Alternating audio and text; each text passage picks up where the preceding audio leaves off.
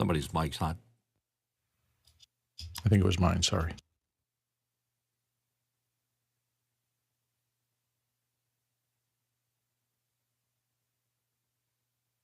Where did that saying come from? I never thought about it until like right in this instance of like your mic is hot. To be paid attention to. So I guess hot, like hot potato, red, on ear. Okay. Something to be concerned about. My guess is it probably comes from power. It's got power to it. Yep. And it's not just a mic that's hot. You know, other things can be hot too. Rockets can be hot.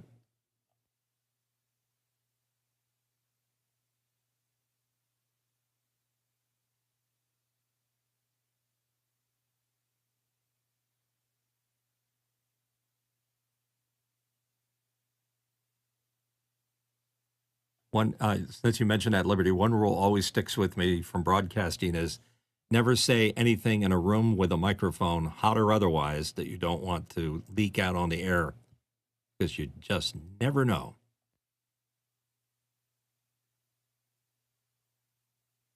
Assume every microphone is live. I had a producer who was rather colorful in his language. It used to freak me out every time. I'd say, don't do that in this room. Then rule number 1 has a corollary, rule number 2, which is whenever you go to the loo, make absolutely sure that your mute is invoked. Don't leave it to anybody else. Of the people that Don't tell tell me the you story, did that. Of the people who tell that story about it happening to them, how many do you think are actually true? I've heard it so many times now, I don't believe it anymore. I would believe that there's Nigel. zero chance it's never happened because we've all put wireless mics on someone and left the circuit open, particularly in corporate, and then they completely forget, and you start hearing, you know, their chat with their assistant or whatever, and you just know you're not supposed to be listening to that, and it's up to you to mute it. So I think there's a zero chance that it's never happened. Oh, I'm not saying it's never happened, just saying to half the people who tell that story, it's like the people who tell the joke about, you know, the guy that was filling the hole, you know, well, then he'd be president now. It's just like some of these stories. Yeah, no, you're right. It's probably apocryphal in most cases. But it's still a good story.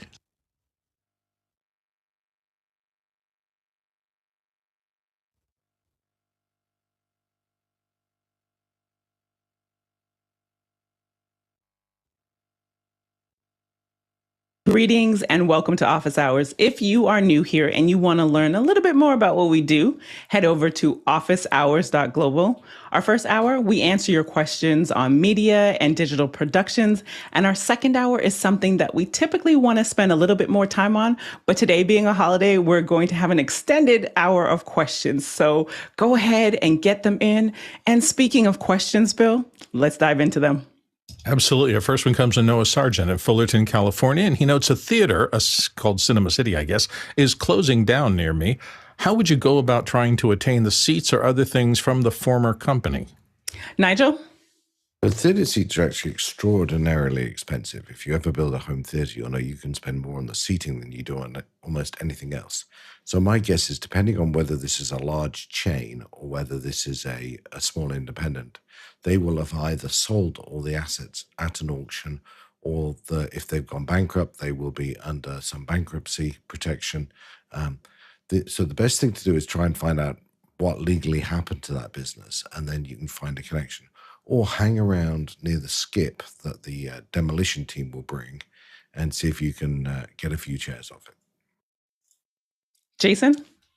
I would say look up the corporation and wherever they're organized, figure out where accounts receivable is, and then call that number and then ask if they're going to be auctioning anything. Go ahead, Bill. Yeah, I think Nigel hit it on the head. It depends on how they go under. If it's been a small business and somebody's run it for years and they're closing now and they don't have a lot of debt, you might be able to go up to the theater in the last week and just say, hey, if you're going to demo this place, can I buy some seats off you? And they may say yes and do it. If it's a large organization and it's in formal bankruptcy or something like that, then it gets more complicated and some broker will come in and buy the whole lot and put it up for auction. So you just have to be careful about where that's going. Yeah, and as everyone said, fun fact, in Atlanta, the MARTA buses, the transit system, they used to have TV screens on there, and we produced a show on that transit television, and they went under. So I had the brilliant idea of like, oh, I can get this network for pennies on the dollar. And like Nigel said, that if it's gone under, then there's a lot of legal work that happens, and the time that it takes from like them actually finding a buyer and then that going to that person to then see, are they selling it off? Are they trying to liquidate? Just there's a lot there. So if you're looking for it, just be prepared for the time that it will take in finding someone. And there could be need for just even finding someone that you know that is legal so that they can navigate through that for you. Next question. Samuel Nordvik in Norway says, thinking of building a camera riser. Here's my first draft. Anything else to think or do differently? And he's got a link there to a SketchUp document. John? I looked at this. The only thing I thought was unusual there is that you've got two boxes there and you've got the camera across each box. I thought that there might be an opportunity for that thing to split apart, unless you just drew it that way to show that it's two parts that comes apart somehow. And I really like the mandolin that the guy's holding. That's my favorite part. Go ahead, Bill. I built something almost exactly like this early in my career. I built two boxes because I had to do a lot of work in the back of auditoriums where there are people in front of me. Raising your camera is very powerful because if you have a raised stage and a raised camera, then people walking in front of your camera don't get in the shot. It's really very useful. The one thing that I did, so I built it out of MDF for strength, and on two of the sides opposing each other of both of the boxes, I put a hinge and put those into two pieces. Why? Well, the top had little wooden cleats, so I could flatten the two sides, move push them in and collapse the entire box into kind of a large but flat thing for loading in the back of a vehicle. And then when they were open, when the thing was fully extended, the top would fit on and make the whole thing stable.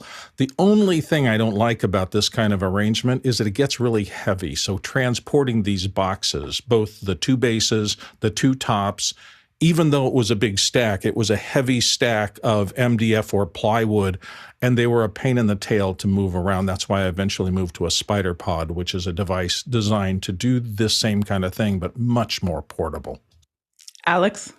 Yeah, I mean, generally what we've owned in the past is spider pods. We make requests for risers. We don't actually bring them. So it's been I don't know if I've ever brought a riser with me to anything. But I used to own 5 spider pods. And so those were what we would use if we weren't able to get the request fulfilled for a riser. The risers look fine. They're typically, for us, 1 meter squares. So they are 1 meter by 1 meter by 1 meter by, it's 1 meter high as well as a 1 meter square. And they do have that little gap to make sure that you're not adding vibration. The chair, I don't know how you're going to attach the chair. So is it going all the way to the ground and then having a base? It will not be stable on that riser attached to that top. So that pole would probably have to go all the way to the floor with an opening to stay there. And the worst thing that could possibly happen is the operator falling off that riser. Not the worst thing, but could be pretty bad. So I wouldn't do that. And then also, anytime you do these things, whether you're bringing them or you're making requests, always remember that one of the more important parts of these risers is stanchions. So stanchions are the little ribbon that goes around them, and make sure that they're outside of arm's reach. That way people don't put their drinks and their cameras and everything else on your riser. Next question. I'm sorry, that's not my job. Next question. Yeah, well, my job is to read it. So Mitchell Hill in Wilmington, Delaware, here on the panel. Innovative self-lit green screen eliminates many problems for a webcaster. What do you think? And they've got a link there. You know what, Mitchell? You want to go ahead and talk about why your question around this? I heard it mentioned a couple shows back, not specifically this model, but the idea intrigues me. But as you're probably going to hear, there's probably some downsides to it that they're not mentioning. But I'll mention the good sides that I see so far, just looking at the specs. Consistent color of green, no shadows and things like that in it because it's self-lit. It's self-supporting, so you could stand it right behind you. It's about 5 feet by 8 feet.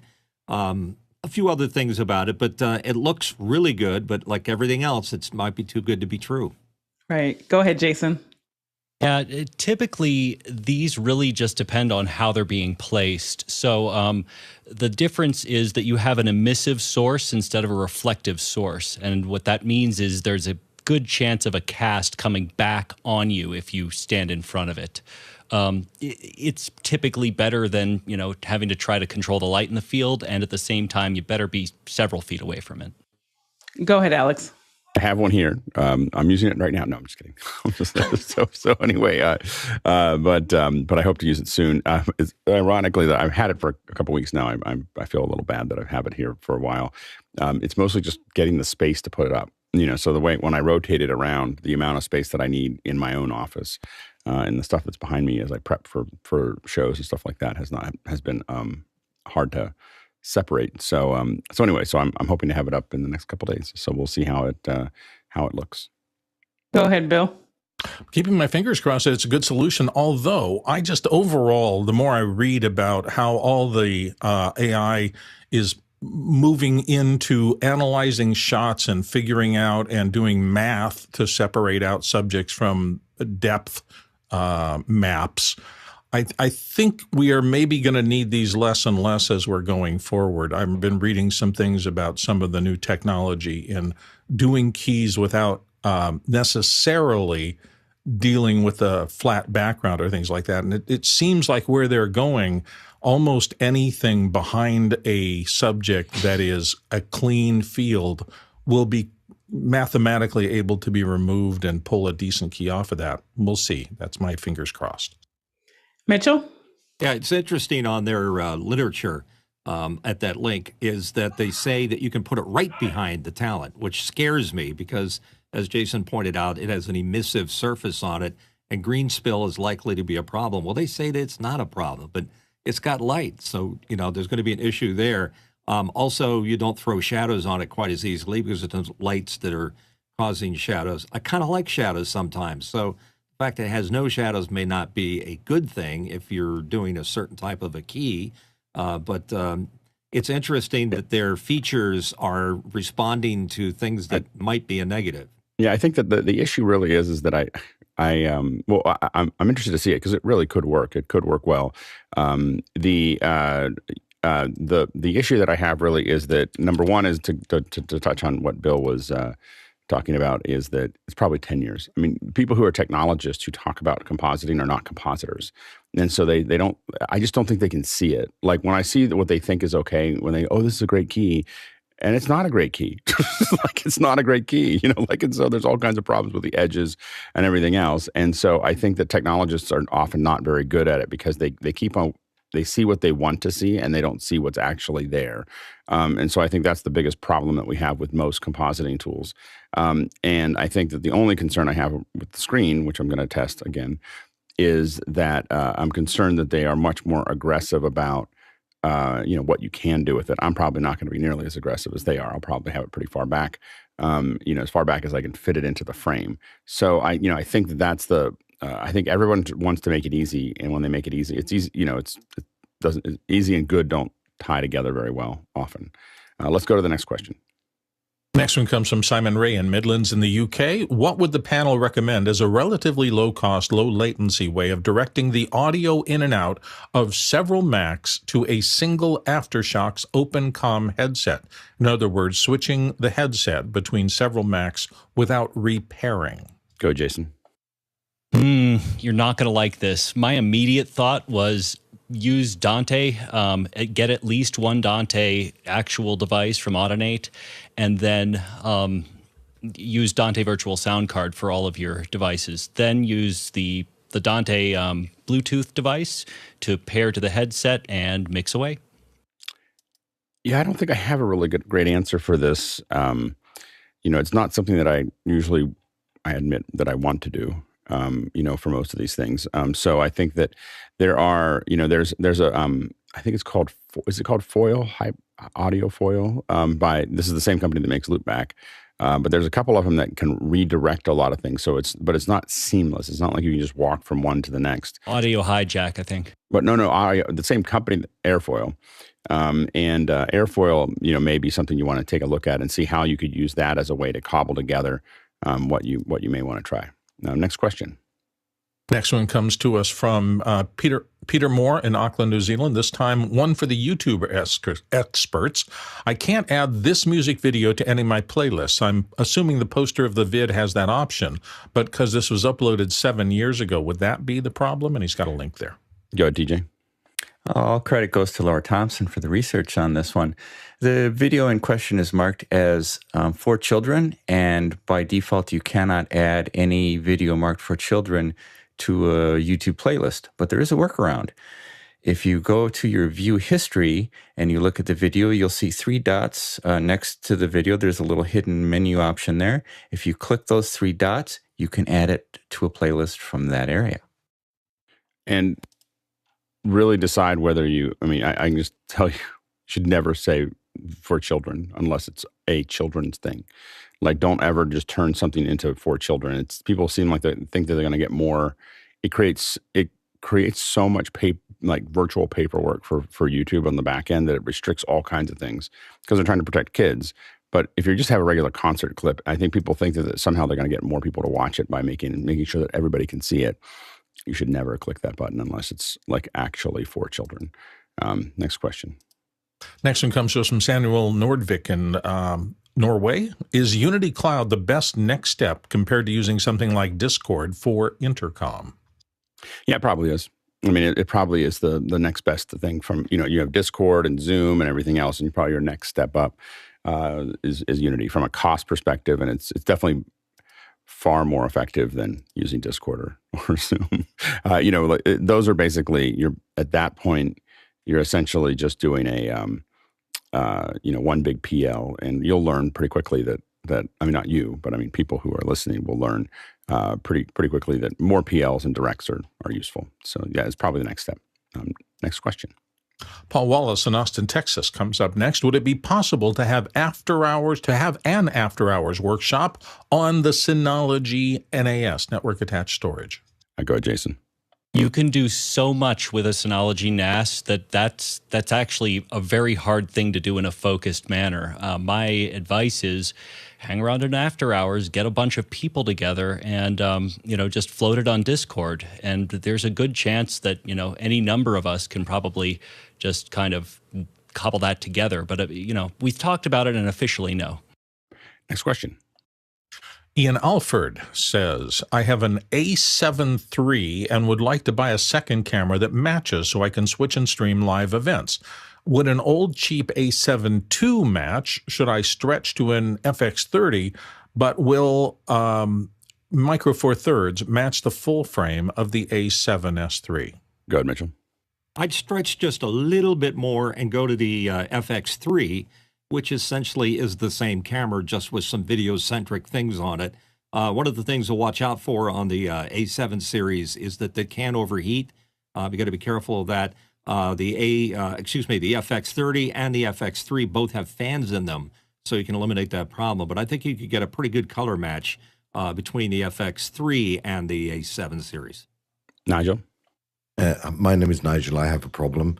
And the problem recently resolved itself. So I got an A7. You have a gear problem. Yeah, we all do. I got an A7 IV. So I don't know whether an A7 IV next to the A7 III is a good answer, but I have acquired the A7 IV, and guess what I'm doing today? It's gear acquisition syndrome. First step's admitting you have a problem. Okay. Go ahead, Liberty. Next question. Next question comes to us from Alexander Knight in Vancouver, British Columbia. From your perspective, if you look at my lower frame right, you can see a light blue outline of my on-air sign. This is caused by the ProMist filter on my lens. Would an ND filter on the sign help to get rid of this? TJ? Yeah, I think currently looking at your frame, Alex, I'm loving the lights that you have behind you. But the on-air sign is brighter than pretty much everything else in that frame. So I think if you tossed an ND filter or two over the top of that to just knock that down a bit, it may not completely eliminate that reflection of that light bouncing off your front element, your lens, and then back off of the ProMist filter, but it would probably knock it down dramatically so that you really wouldn't even notice it. Mitchell? Alexander, I have a close setup to yours. I have a bright on-air light behind me, and I am running a black mist on my Sony camera because I want to make it look better. I never knew to look for that problem. I don't have that problem. So the only thing that's different is I have two folds of ND filter material over top of the on-air light just to knock it back enough. And I think that might solve your problem. And sorry, you said that you have something over the on-air light. Is that what you said? Correct. The ND's on the on-air light. The ProMist is on the camera. Copy that. Bill? Yeah, ND will do some things, but I think based on just the fact that you've got bokeh on those lights in the back, it's probably just out of focus in terms of depth of field. So it'll get better. It won't get sharp. The only way, obviously, to do that is to move the sign closer to the camera in some fashion so that it's in the zone of focus. And Alexander? Yes, the other issue, because I got these ProMist filters on all my cameras, I'm actually dealing with the same problem with those string lights. If you shoot at anything that's not directly dead on at an angle, you can see it's doing the same thing where the light is bouncing off the lens. I don't even know what to do with those string lights, and I like the way they look. So that's a whole other problem. I don't know if anyone has suggestions for that. Mitchell? I don't think you're going to have a problem knocking back that on-air light because I was just looking at it on my scope here, and it's the brightest thing in your picture. So you've got a long ways to go before you can have a problem. And Alex?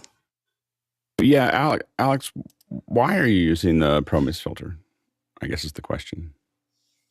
Well, see, I did this deep dive on YouTube on filters, and then I just thought they looked really cool. So I tried them, and I've tried various ones. I tried a 1/8, a 1/4, and I just liked what it did with the lights, the halation effect. All right, I think that for me as a compositor, they're the devil.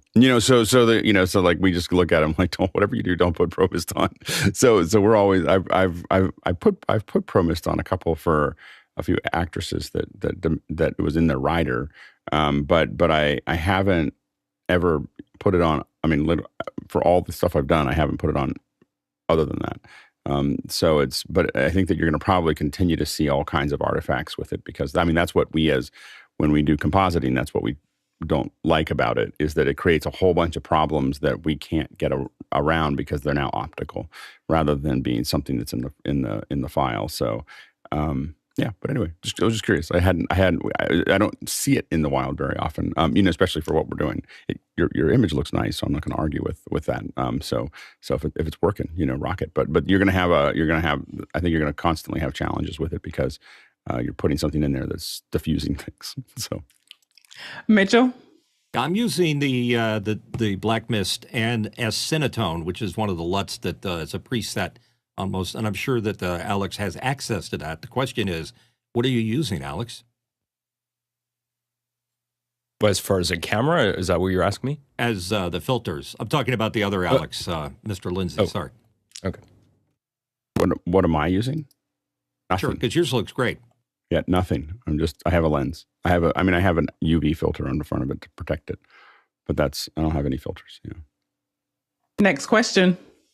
Next one comes to us from Paul Wallace in Austin, Texas. A GitHub project called GPT-4 Free, that's the number 4, allows you to get free access to the GPT-4 model by funneling those queries through sites like u.com, Quora, and CoCalc, and giving you back the answers. The project is GitHub's most popular new repo. Comments?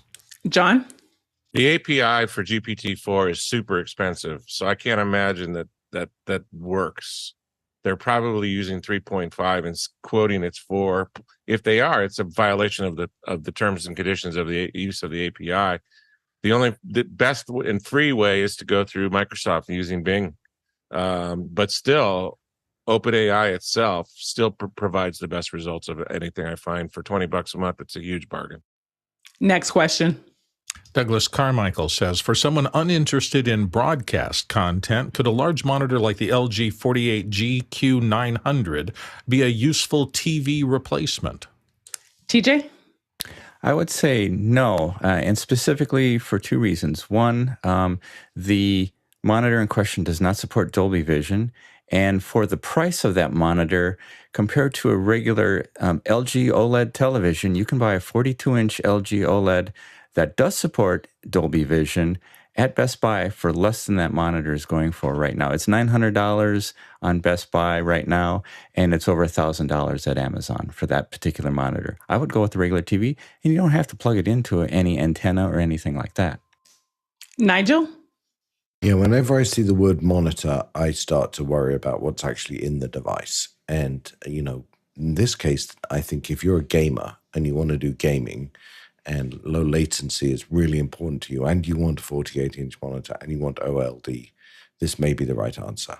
But I think you've really got to be in those restrictions. There are many other ways, as TJ said, to get there. But I'd really decide what the use was, non-broadcast aside. What else do you want to do? You want Netflix, you're going to connect it to Apple TV, all sorts of other things. And when you've looked at that, you'll find there are cheaper alternatives.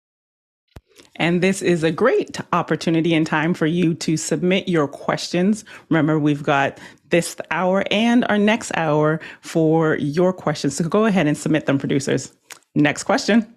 Paul Wallace in Austin, Texas said, is Apple making the wrong move at the wrong time with a $3,000 VR headset when its fandom wants AI? And he has a link there discussing it.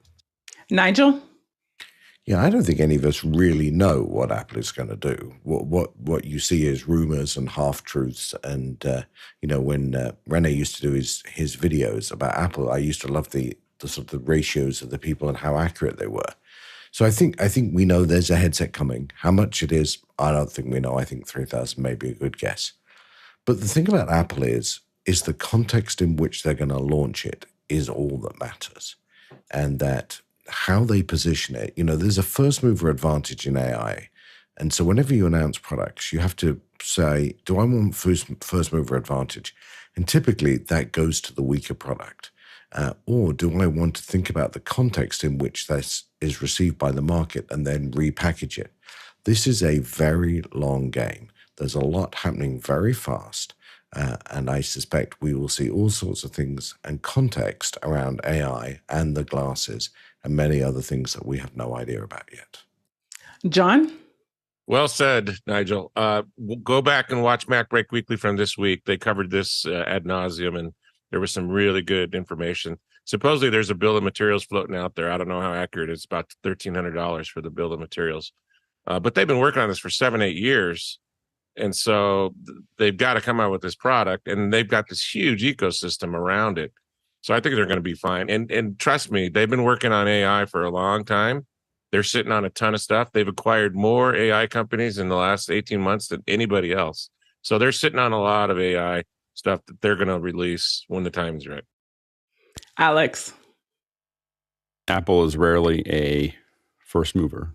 They like to let everybody else take the hits and figure it out while they'll usually oftentimes sweep up after that and take over the market because they just kind of watch everything, kind of see where the wind blows before they have to put their foot down.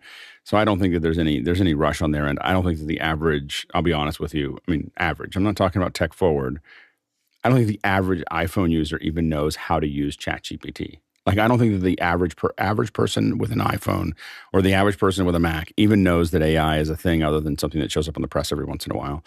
They just don't know. They don't know. I know my parents have no idea what ChatGPT is, other than what I send them. I send them funny things from Midjourney. So my mom knows what Midjourney is because I send her funny photos from Midjourney.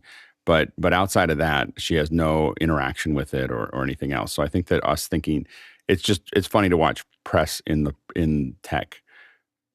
It's very easy to fall into this trap of thinking that everyone's thinking like you are, and they're just not. You have to kind of back away from that and just realize that it's still pretty early on. And a $3,000 headset, isn't going to matter really that much because it's only going to be for the developers. It's not going to be designed for the mass market. It's probably going to have a belt pack and it's going to have a bunch of things, and they're going to say, we're giving you an opportunity to design. I mean, it's really smart to say, we're not going to worry about the price. If you want to be first mover in this market, it's going to be expensive. I think they could have made it $10,000 and made it high performance. The problem with it making it any more expensive is that you'll be able to build products that they can't build a piece of hardware for. So I think $3,000 is fine. I think they'll sell as many as they can make. I think that they're hard to make, and so I think it'll be in the low millions most likely, maybe mid millions of units, which is still like $1 billion. If you think about it, it'll be somewhere, they'll make between $5 and $10 billion on it. So it won't be a bad little hobby. And if they hit the performance, just mark my words, if they hit 6K per eye over 100 frames a second, let's say 120, but we'll just say over mid 90s, it's going to change the market dramatically. That's what no one outside of labs has seen, that resolution and that frame rate, and it makes a dramatic difference. So if they're able to do that, then I think we're going to see some movement. Bill? As big as Apple is, they now have to deal with products at scale as opposed to little things. And so what I'm reminded of is when Apple got into the content business, in the first couple of years of Apple TV and Apple producing shows, some of them were pitiful. I mean, literally pitiful. I remember thinking, they're doing comedians in cars getting coffee? Why in the world are they wasting their time with that? It's already been done, it's already been done and really well. James Corden knocked that out of the ballpark 5 years. Why are they doing that? And then I realized they weren't trying to put out the shows. They were trying to build an ecosystem in the production community. And here we are 4 or 5 years after that, and they've got how many shows winning Emmys? Because they built this huge ecosystem, and they brought in the talent, and they gave them time to develop. I'm considering, if this turns out to be VR goggles or whatever, that they're making the same kind of play. They want to be in the space, and they want to be playing. And just like comedians with getting coffee in cars, they're not really focused on whether the first product succeeds.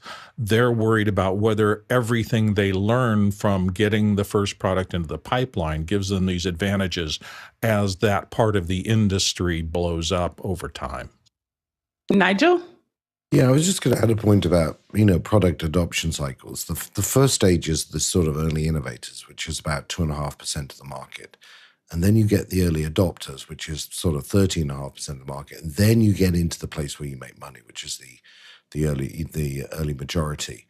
And that sort of doesn't happen until about 15% penetration in the market. So we're really focused here, and I suspect Apple is really focused here on creating an ecosystem. And that first 2.5% of the market, that is not a price-sensitive market because it's not a consumer market. It's an industrial market looking to build businesses. And the product will be short of 1,000 features that the early majority will need. It will be short of a price point the early majority will accept, but it will define what the early majority, which is where the money is made, will receive. And so if you look at the life cycle of something like an iPad, or even an iPhone, the early adopters got something you could barely make a call on. But the early majority made it a lot of money for them. Go ahead, Alex. I have a feeling the presentation that we see on Monday, if there is a headset, will be shock and awe. Like it will be, they're going to show, my guess is hundreds or even low thousands of partners, that they've already been working with. They're going to show things that I think they're going to show adoption in Keynote and the rest of the work tools. I think they're going to show, because that's going to create a huge demand for USDZ. They are going to, show the integration, development tools, everything else. I think that they've waited a long time to do this. So I think that it's going to be probably one of the, maybe they're just going to release some new Macs and talk about the operating system and move on. Apple, it's not, they haven't officially announced anything. So they could just decide to push it off. So that may occur. Their stock will drop probably 20% if it does. But I think that they we're most likely going to see probably their biggest push since they, moved to this kind of filmed keynote. So I imagine that it's going to be pretty impressive. And we will be doing just a reminder, we'll be doing a watch along. So a second year experience where we all jump in and watch it next Monday. So stay tuned. Next question. Morgan Price in Victoria, British Columbia. How do you go about trying to better reach your niche audio in 2023? We get feedback like great podcast or whatever, great webinar, followed by how did I not know about this before now? Yeah, niche audience. Jason? Well, I think that means you're doing a lot right. And a good part of this is simply just being patient and, allowing your audience to grow organically. I would search Reddit and I would look for verticals where you fit and just start talking about your podcast. And if there are various topics that, matter to you, put a time code in, put it on YouTube and, and just kind of bring it forward. Also, of course, incorporate that into kind of a greater social media, what's it called? Plan, I guess. And yeah, it's just be patient. Alex? Yeah, I mean, most podcasts that aren't part of a larger network, it's going to take you 50 to 100 of them to get them, to get it really going. I mean, that's when you see a big creator, they rarely started that way. They were able, this is TikTok, YouTube, podcasts, all kinds of things. They nugged through, a lot of shows to get to where they're at there. And sometimes they still have trouble, expanding that market because it's just one of those things but if you have vertical, it's usually a little easier. One thing to look at is inviting people that already have a social following, and then make sure that they have the tools that they need to share it, so that they here it is, and make it easy for them to share it to their network. One of the most popular ways for podcasters to build their following is to invite other podcasters onto their show. So those are things to definitely consider.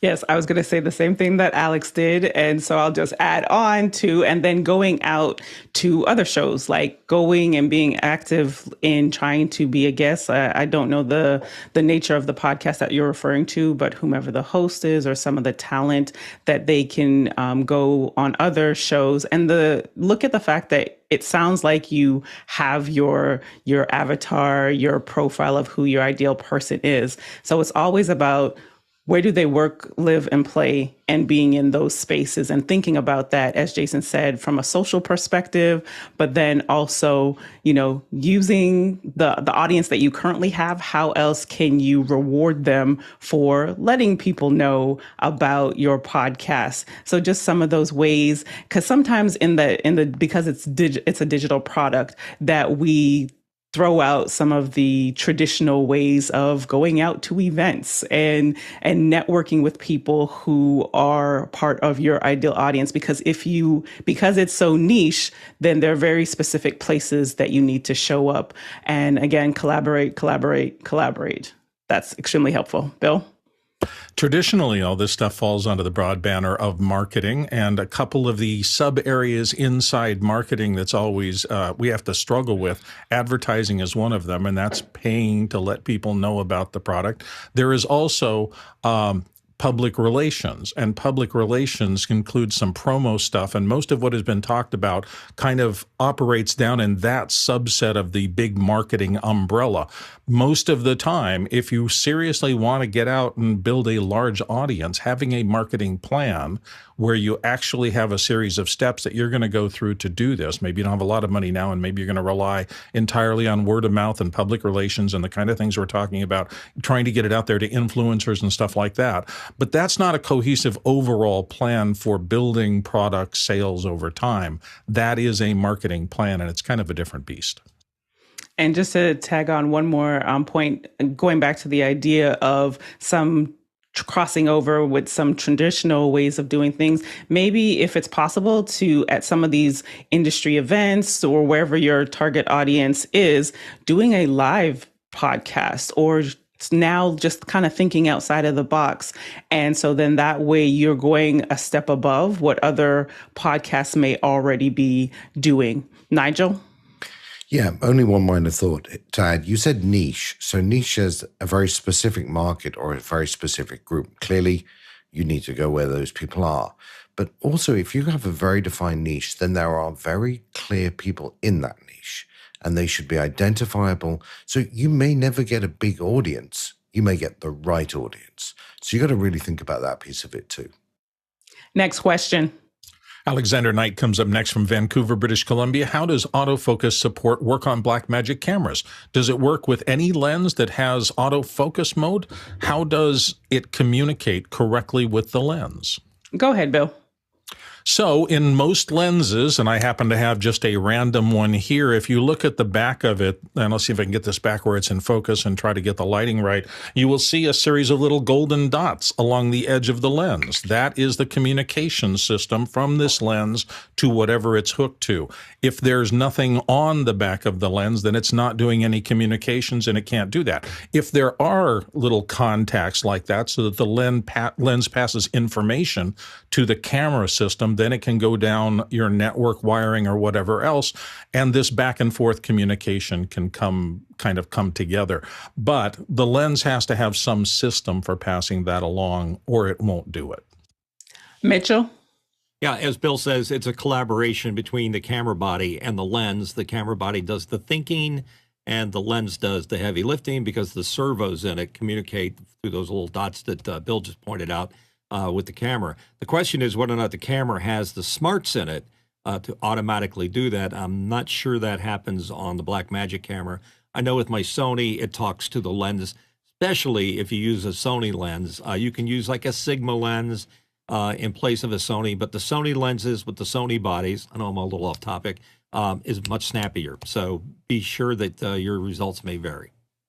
Alex? Yeah, it really depends on your converter too. So if you're doing a Canon lens and it has the contacts, then it should be able to send the autofocus to the Canon there, because it is doing the work in the lens, in the camera. Otherwise, you just need, if you get a Metabones or something, if you're going to a different type of lens, you just need to make sure that it says that the converter will convert that, because what it's doing is taking the leads from the Canon and then making it available for the Sony lens or Nikon lens or whatever it's converting to. So you need to make sure that those pinouts are there, because there are some less expensive lens converters that won't do the electronics. The Metabones typically do, but you just need to make sure that they're supporting autofocus. And Alexander.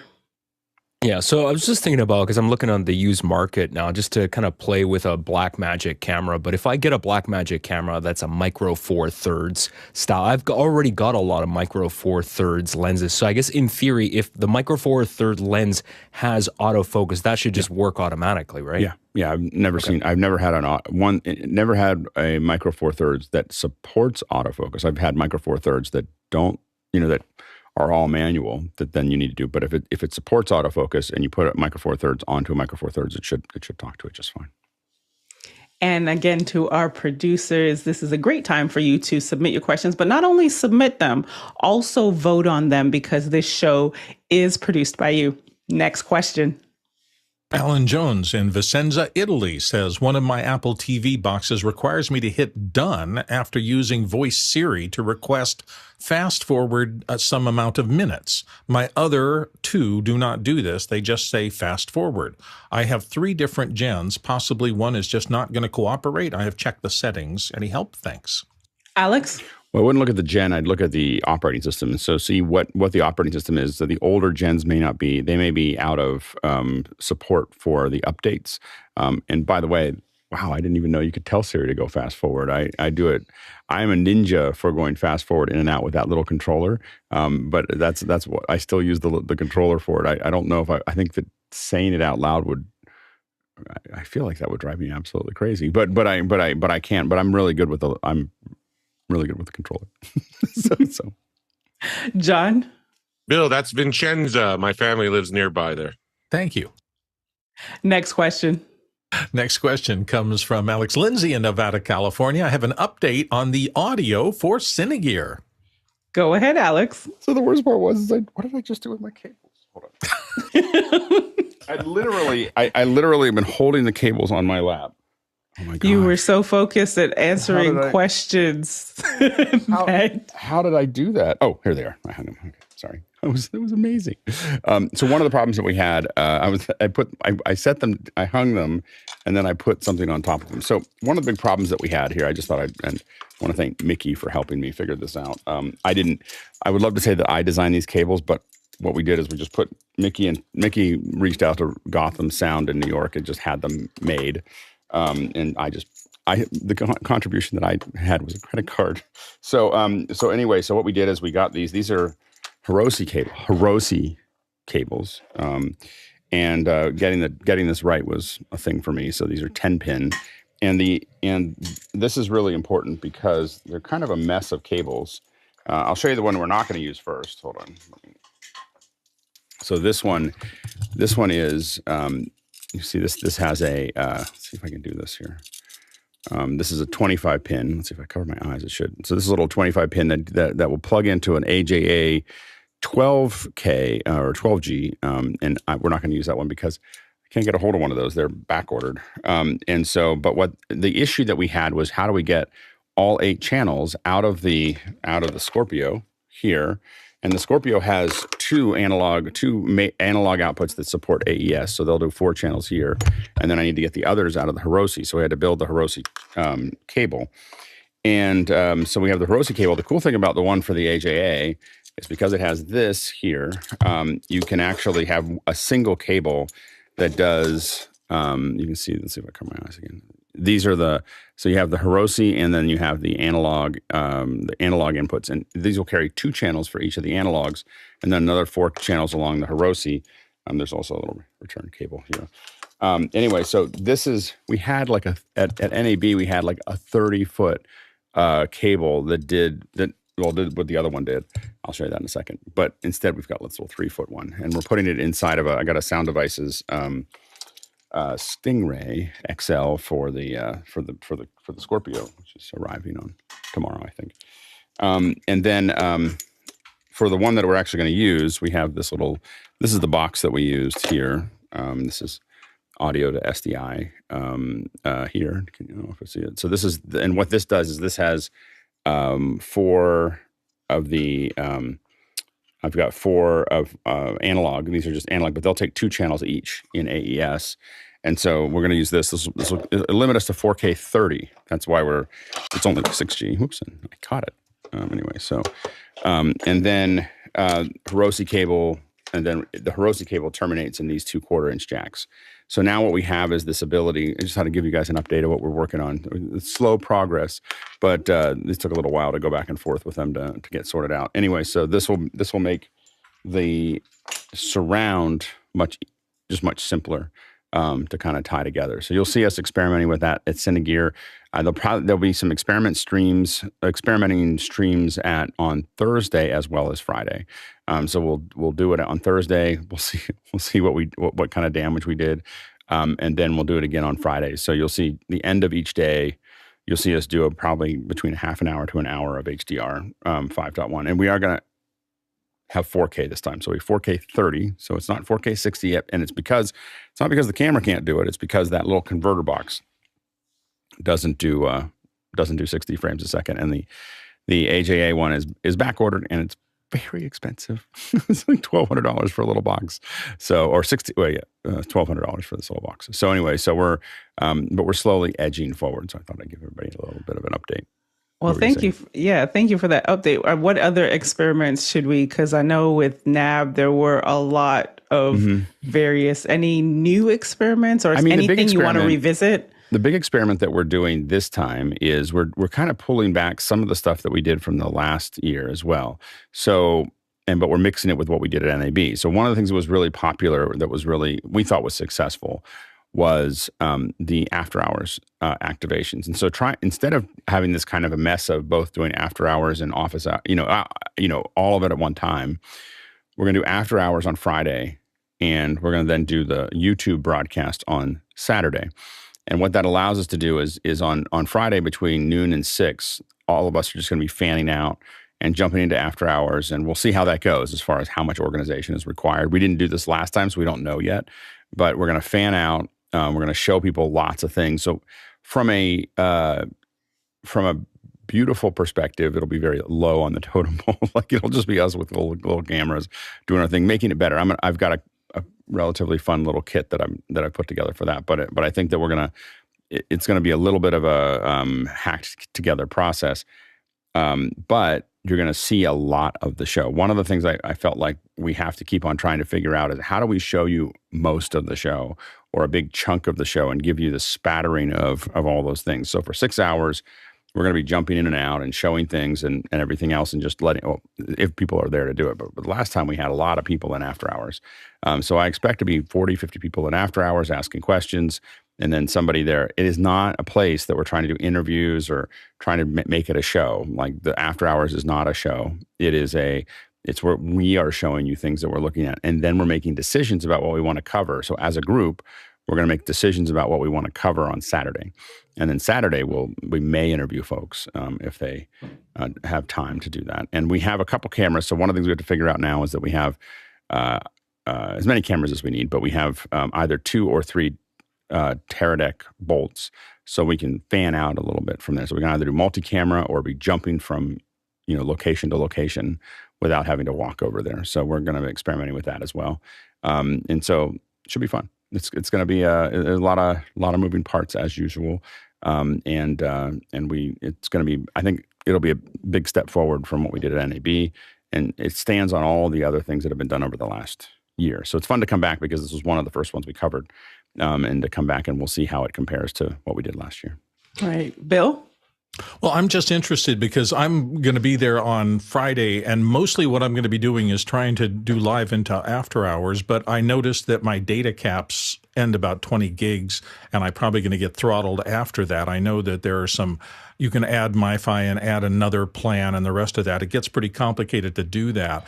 I know that in the past we've had longer runs, and I just am curious about whether or not there are any useful or simple solutions for breaking through those data caps and getting more connectivity from the show. I think that you find that with your phone, I mean, you can go for a lot of time before they really clamp you down. So I think that you may find that, and a lot of times it doesn't respond on the same day. So what you find is that it doesn't. You're not. They tend not to do it like when you're in the middle of something. They don't tend to lock you down. That's been my experience with Verizon, at least, is that they. Or AT&T, I'm sorry. With AT&T, you get a harsh warning at the after you've had a long day where you've absorbed a lot of data. So anyway, so we'll see how it looks. This is part of the experiment, is us figuring that out. I mean, technically, we have a live view. We could wander around and pipe that into after hours as well. If suddenly everybody's phones are locked up, but that's part of what we're trying to experiment with.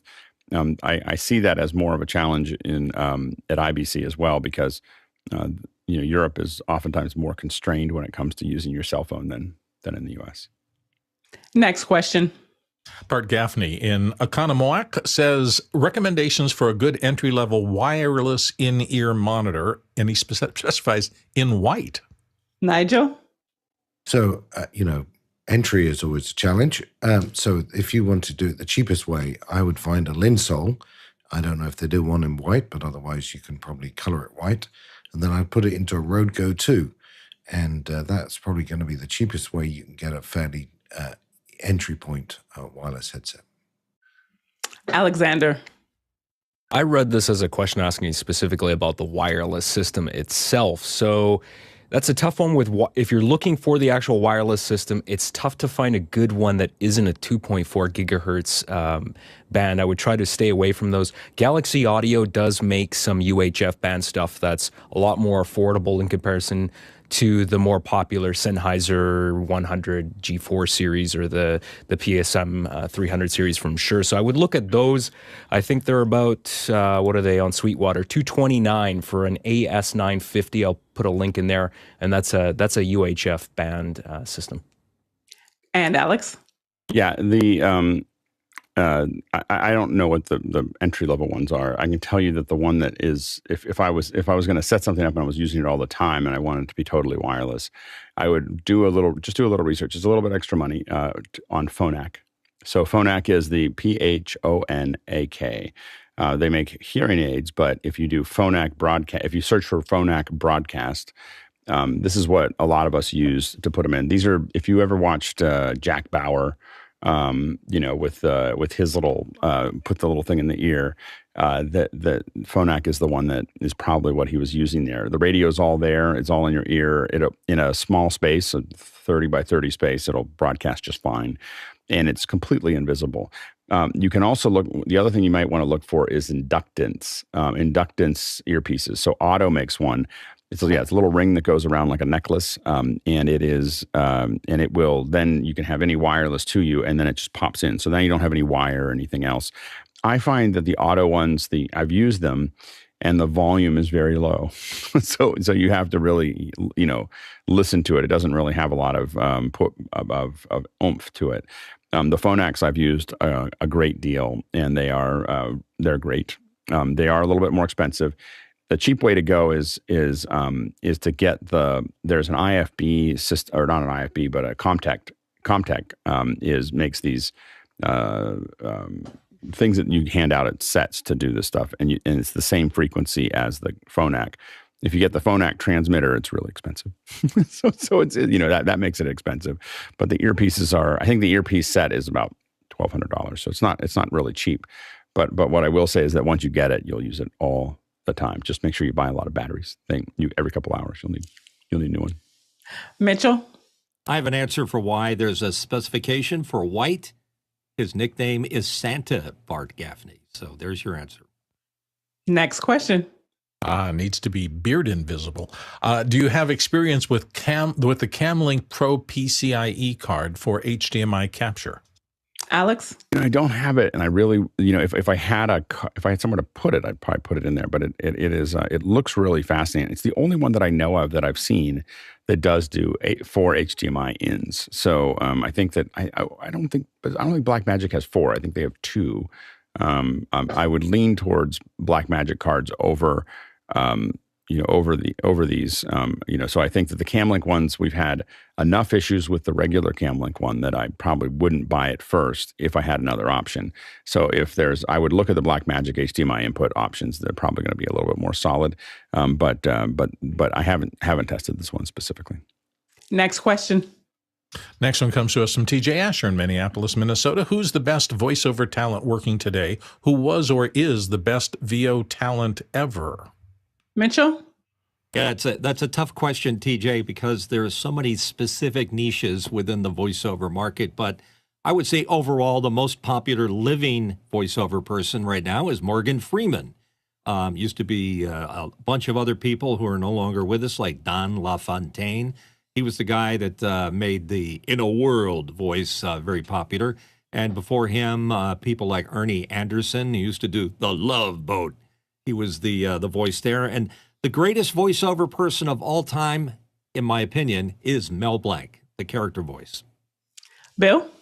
+1 on Mel Blanc. No one will ever touch him because he was there at the beginning and invented half of the stuff we listen to now. He was Bugs Bunny and Foghorn Leghorn and so many characters out of those Warner Brothers cartoons days that his range, his ability to have a conversation between Speedy Gonzales and Bugs Bunny and Marvin the Martian was insane. And I think everybody who is in the voiceover industry looks back at Mel and goes, wow, what a talent.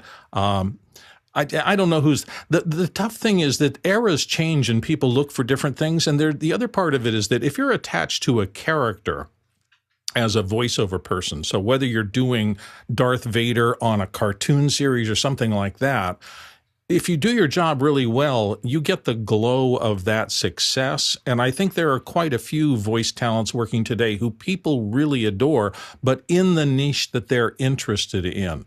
It's a funny thing about VO. If you are the voice of a beloved character, your performance is a huge part of that, but so is what the writers and the creators do with that character to make that character massively appealing to the audience that it's aimed at. It's an interesting phenomenon. TJ?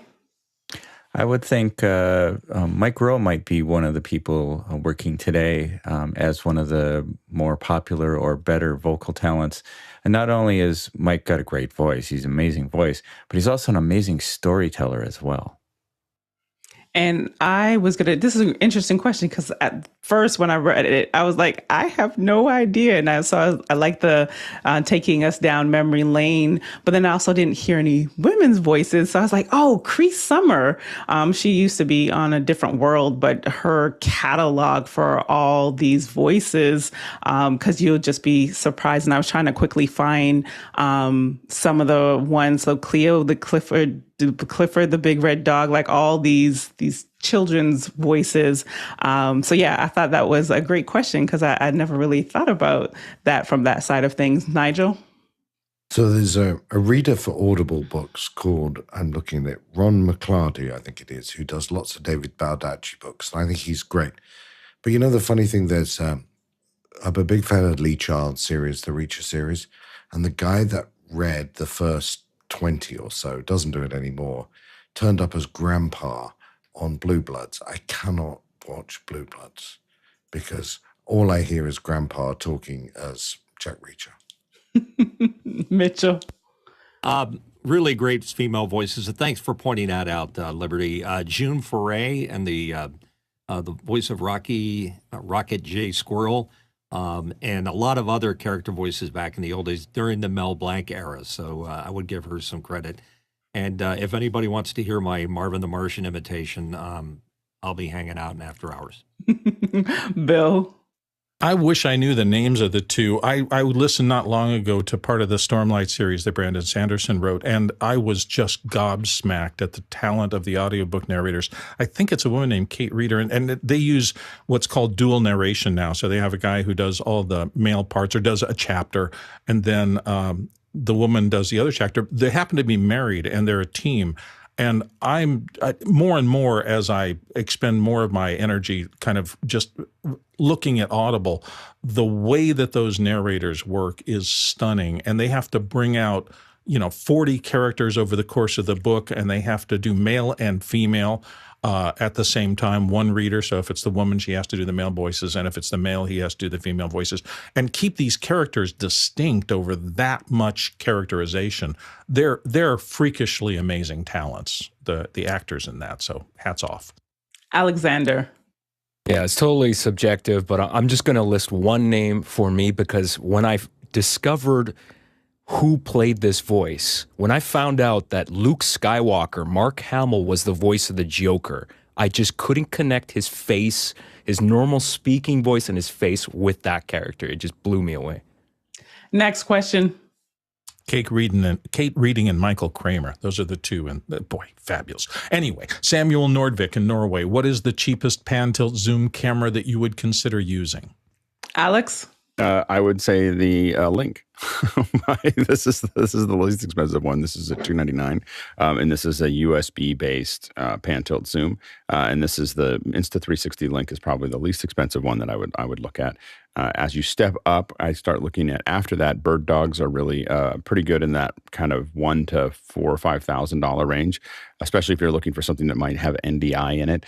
So the bird dogs are going to be really built for that, but they have other services like SDI and HDMI as well. They're very solidly built cameras. As you get into the $5,000 range, you're probably looking at the Canon CRN500 is probably the one that a lot of us have looked at or used. So those are great there. And as soon as you go up into the $10,000 range, you're really looking at the FR7 from Sony. Those are the ones that I would probably look at in the range from that. There's no limit to how much you can spend on a PTZ. So we could keep going, but those in the sub $10,000 range, those are the groups I think that are kind of the leaders in those different areas. Next question. Liberty White in Atlanta, Georgia. Last Monday, Cindy Drozda presented us with a masterful demonstration of live teaching. Amen.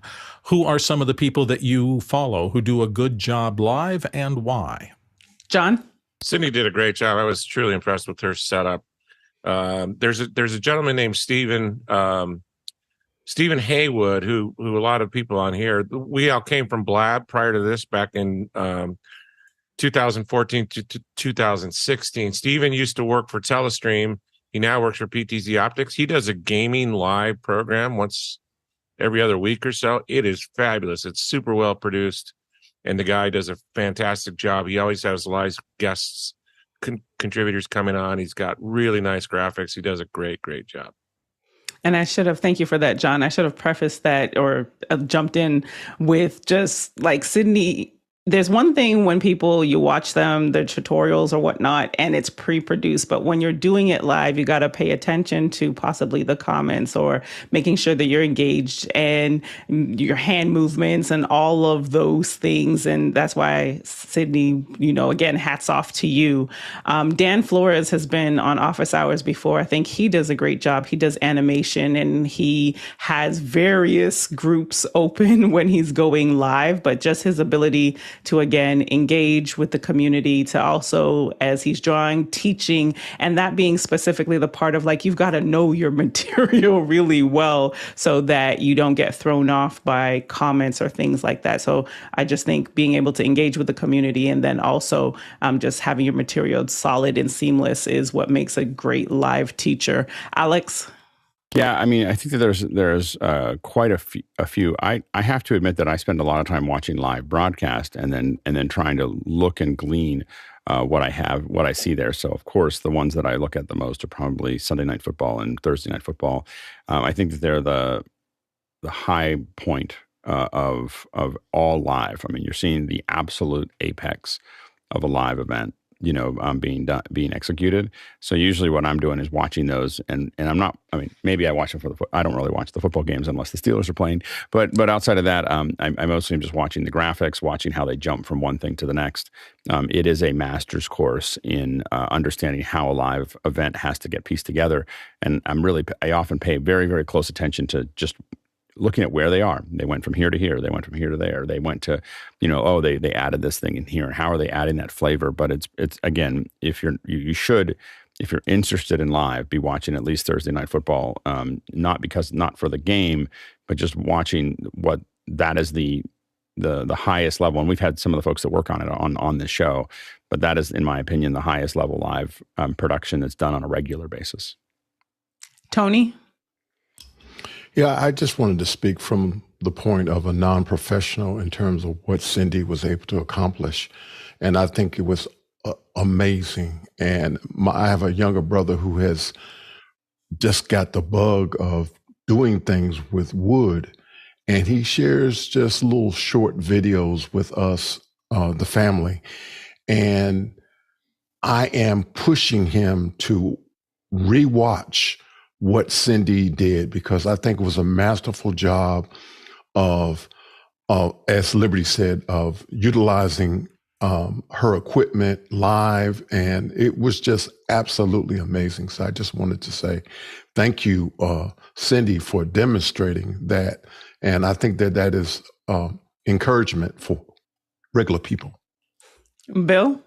Just want to add my voice to the fact that what Cindy did was amazing. It is absolutely difficult to do that combination. She had curriculum. She knew what she was going to teach, but to be able to combine teaching your curriculum, which you are aware of, and handling audience questions and doing the off-the-cuff stuff where there is no preparation for it, you have to do it in live, is an example of a good skill. And in fact, on that topic, I've mentioned this before, but in terms of a live presentation versus a live teaching, those are two different things. Whether you have a curriculum going in or not, what happens when your curriculum fails? And I'm reminded of what happened with Anderson Cooper on CNN when he had a 2-hour block and had to fill it when it got rained out in Central Park in New York.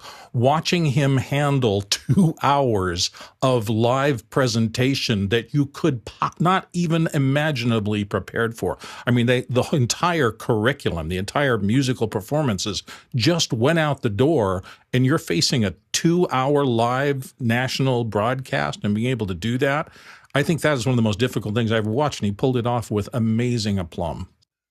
Alex?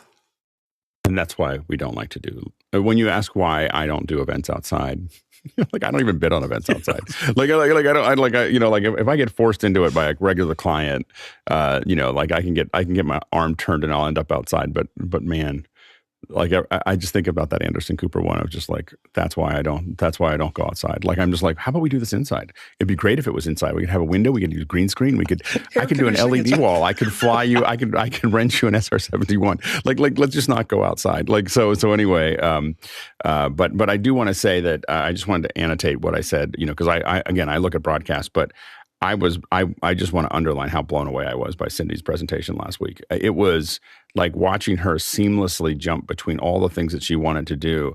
I felt like every educator should see that, at all levels. Like, you can set this thing up where you can jump around and just kind of, but it was, and the thing is it wasn't just something that you set up and this is the first time she used it. You could tell that, she just uses it for hours and she just knows where everything needs to be.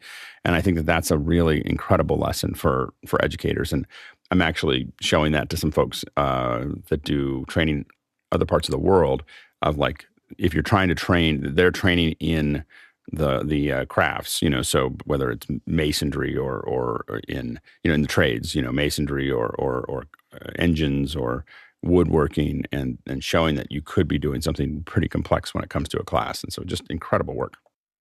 And just pulling in, Dr. Clark in the comments said the late Bob Ross did a masterful job of teaching painting on video. Fascinating to watch. Nigel? Yeah, I was going to one ditto for Drozda, Cindy. Great, amazing to watch. I wish I had such skills. What's interesting to me is increasingly getting confused about what is actually really live. And I think, we come to see so many things that are done as live or are completely fake. It's really almost the only way to know now is news or sports. F1, in terms of coverage, I think it's still one of the best. And also, just to add to the story, your Anderson Cooper, I saw the same thing. We lived actually in Boston during the time of the Boston bombing. And all the cameras were actually set up outside our front door. I'm watching some of those guys, Shep Smith in particular, go for a couple of hours on no information without really repeating it or setting off other scares was an amazing feat. And Mitchell. I just want to compliment Cindy on one of the best green screens I've ever seen. It was very hard to look for any flaws in it. She rocked the green screen. So she could have done her wood turning outside and we would have known. Next question. Next question comes to us from Tony Mobley in Noonan, Georgia. Panelists, what's next step for my setup for use with Conversations with Tony Mobley and my house of worship work? And he notes 10S, Macs, Apple, iPhone as my primary camera, Mac Mini M1 primary computer, Zoom H6 for audio interface with a Heil PR 40 microphone. Go ahead, Alexander. Yeah, so I guess my question would be, what do you think you're missing?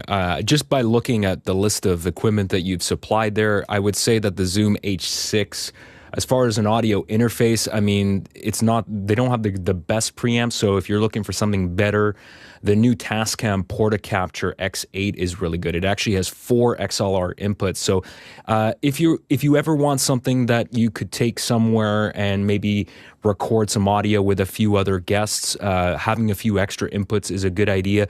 The preamps on the Portacapture are a lot better than what you have on the Zoom H6 there. It has not a Dugan Automix, but it does have a form of Automix that does pretty well at balancing multiple open mics as well. It has a really, really easy to use interface with a beautiful large touchscreen as well. All the dynamics processing you could want as well. And if you do want to go fancy, it does have an optional Bluetooth adapter. You can even do time code with Atomos products as well. So it's a pretty versatile recorder if you want to stick with something that's portable.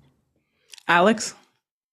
Yeah, probably. The first two things I'd probably go after would, as far as progressing, would be to, number one, is shorten the depth of field. So find a way that you're going to, have you pop a little bit more forward.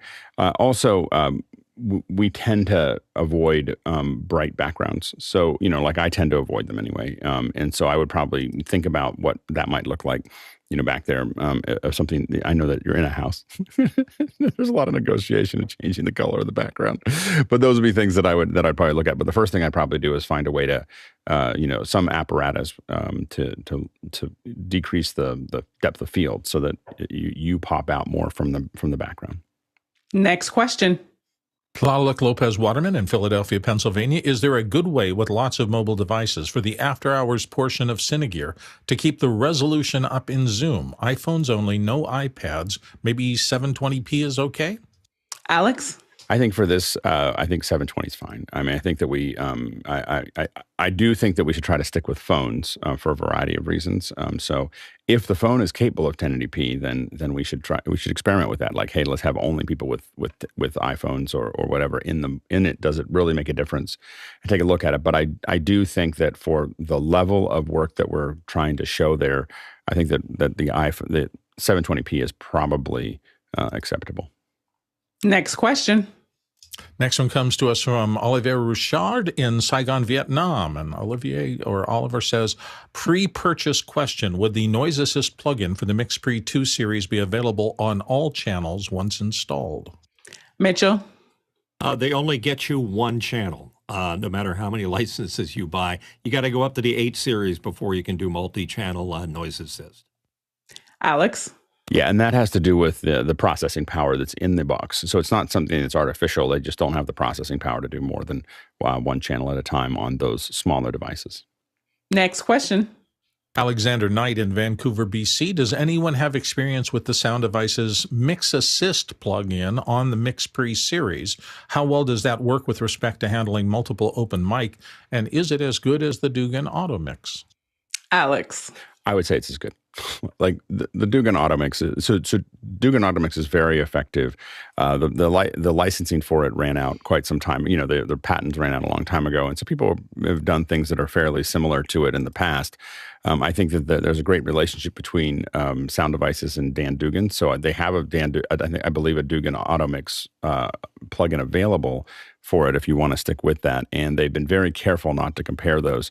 But as someone who's used both of them, it's pretty close, you know, as far as the quality of it. I think that in the fuller version of the Dan Dugan Automixing, there's more tools to tweak them. So I think you have more apparatus to fine tune it.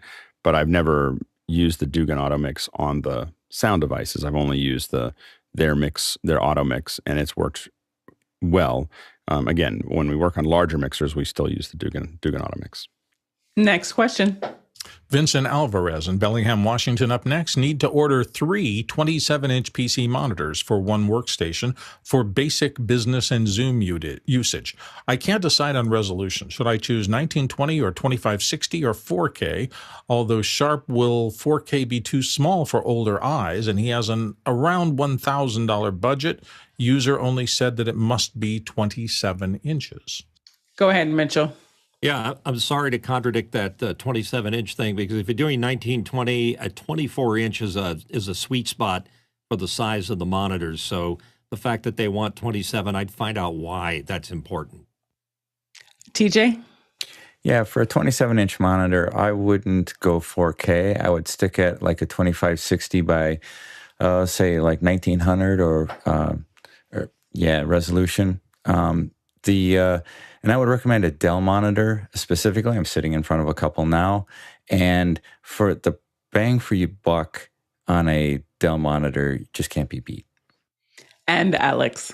I'm sitting in front of 5 Dell monitors. These are all 24 inches and they're 1080p's. When we go to 27-inch, we tend to go to the 4Ks. And what was the reason that you've said this in the past before, why you've used Dell for the most part? Dell fulfills a variety of needs for me. Number one is they're pretty solid monitors.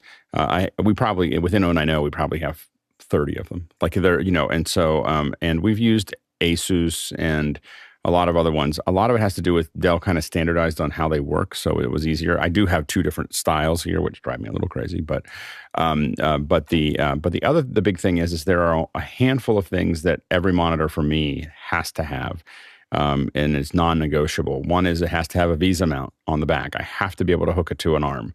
So if it doesn't have a VESA mount, I'm not interested. And then the second thing is, and yes, you can get things that will mount it and everything else, but it's just not.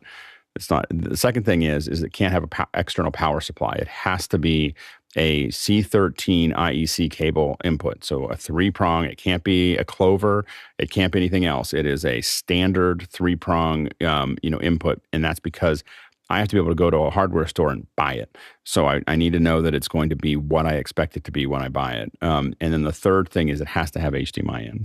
So I know that sounds crazy, but you get into some of these gaming monitors and they're all, they're all the DisplayPort.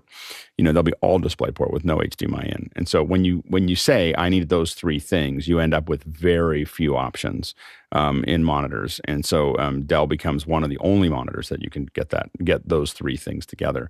And then once you start buying them, you start resisting buying other things because you have a way that you use them all and having a bunch of weird connections and everything else. So once we standardized on those, and we've been using the Dell, again, we've used many different monitors, LG, all kinds of weird cheap ones, Asus, Acer, all of these things are things we've used, and we've just really settled on the Dells. TJ?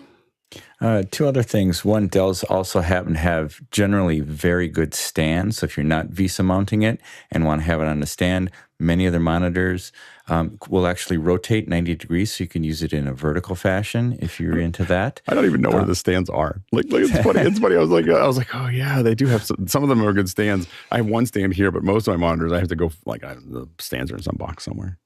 Yeah, and mine, because they're so big, they're sitting on the stand.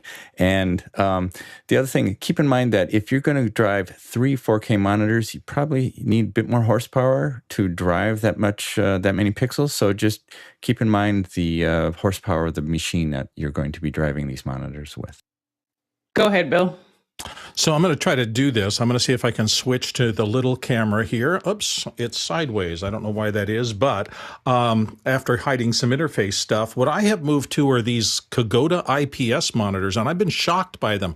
They are driven, bus powered by the laptop, but I have a horizontal monitor on one side. On the other, I have mounted it vertical, and the new IPS monitors somehow react with the Apple software in there for monitor, and it gives it a really good picture. It's simple. They're incredibly lightweight. I agree with Alex that if you're looking for mounting, I'm having to futz around with a little clamp. Let me show it to you on the side of that so that, it's just a plastic clamp, but these are so thin and so lightweight that I can actually pull it down and put these in my bag to take on location. So I can set up my 3 major monitor setup anywhere I go. And I've just been very happy with them. They're not grading monitors, but for interface work, they've been fabulous. Nice. Mitchell? I want to put a vote in for another monitor choice, Hewlett-Packard, HP. I have 6 24 inches in this room, all ranging from their regular monitor up to the Dream Color.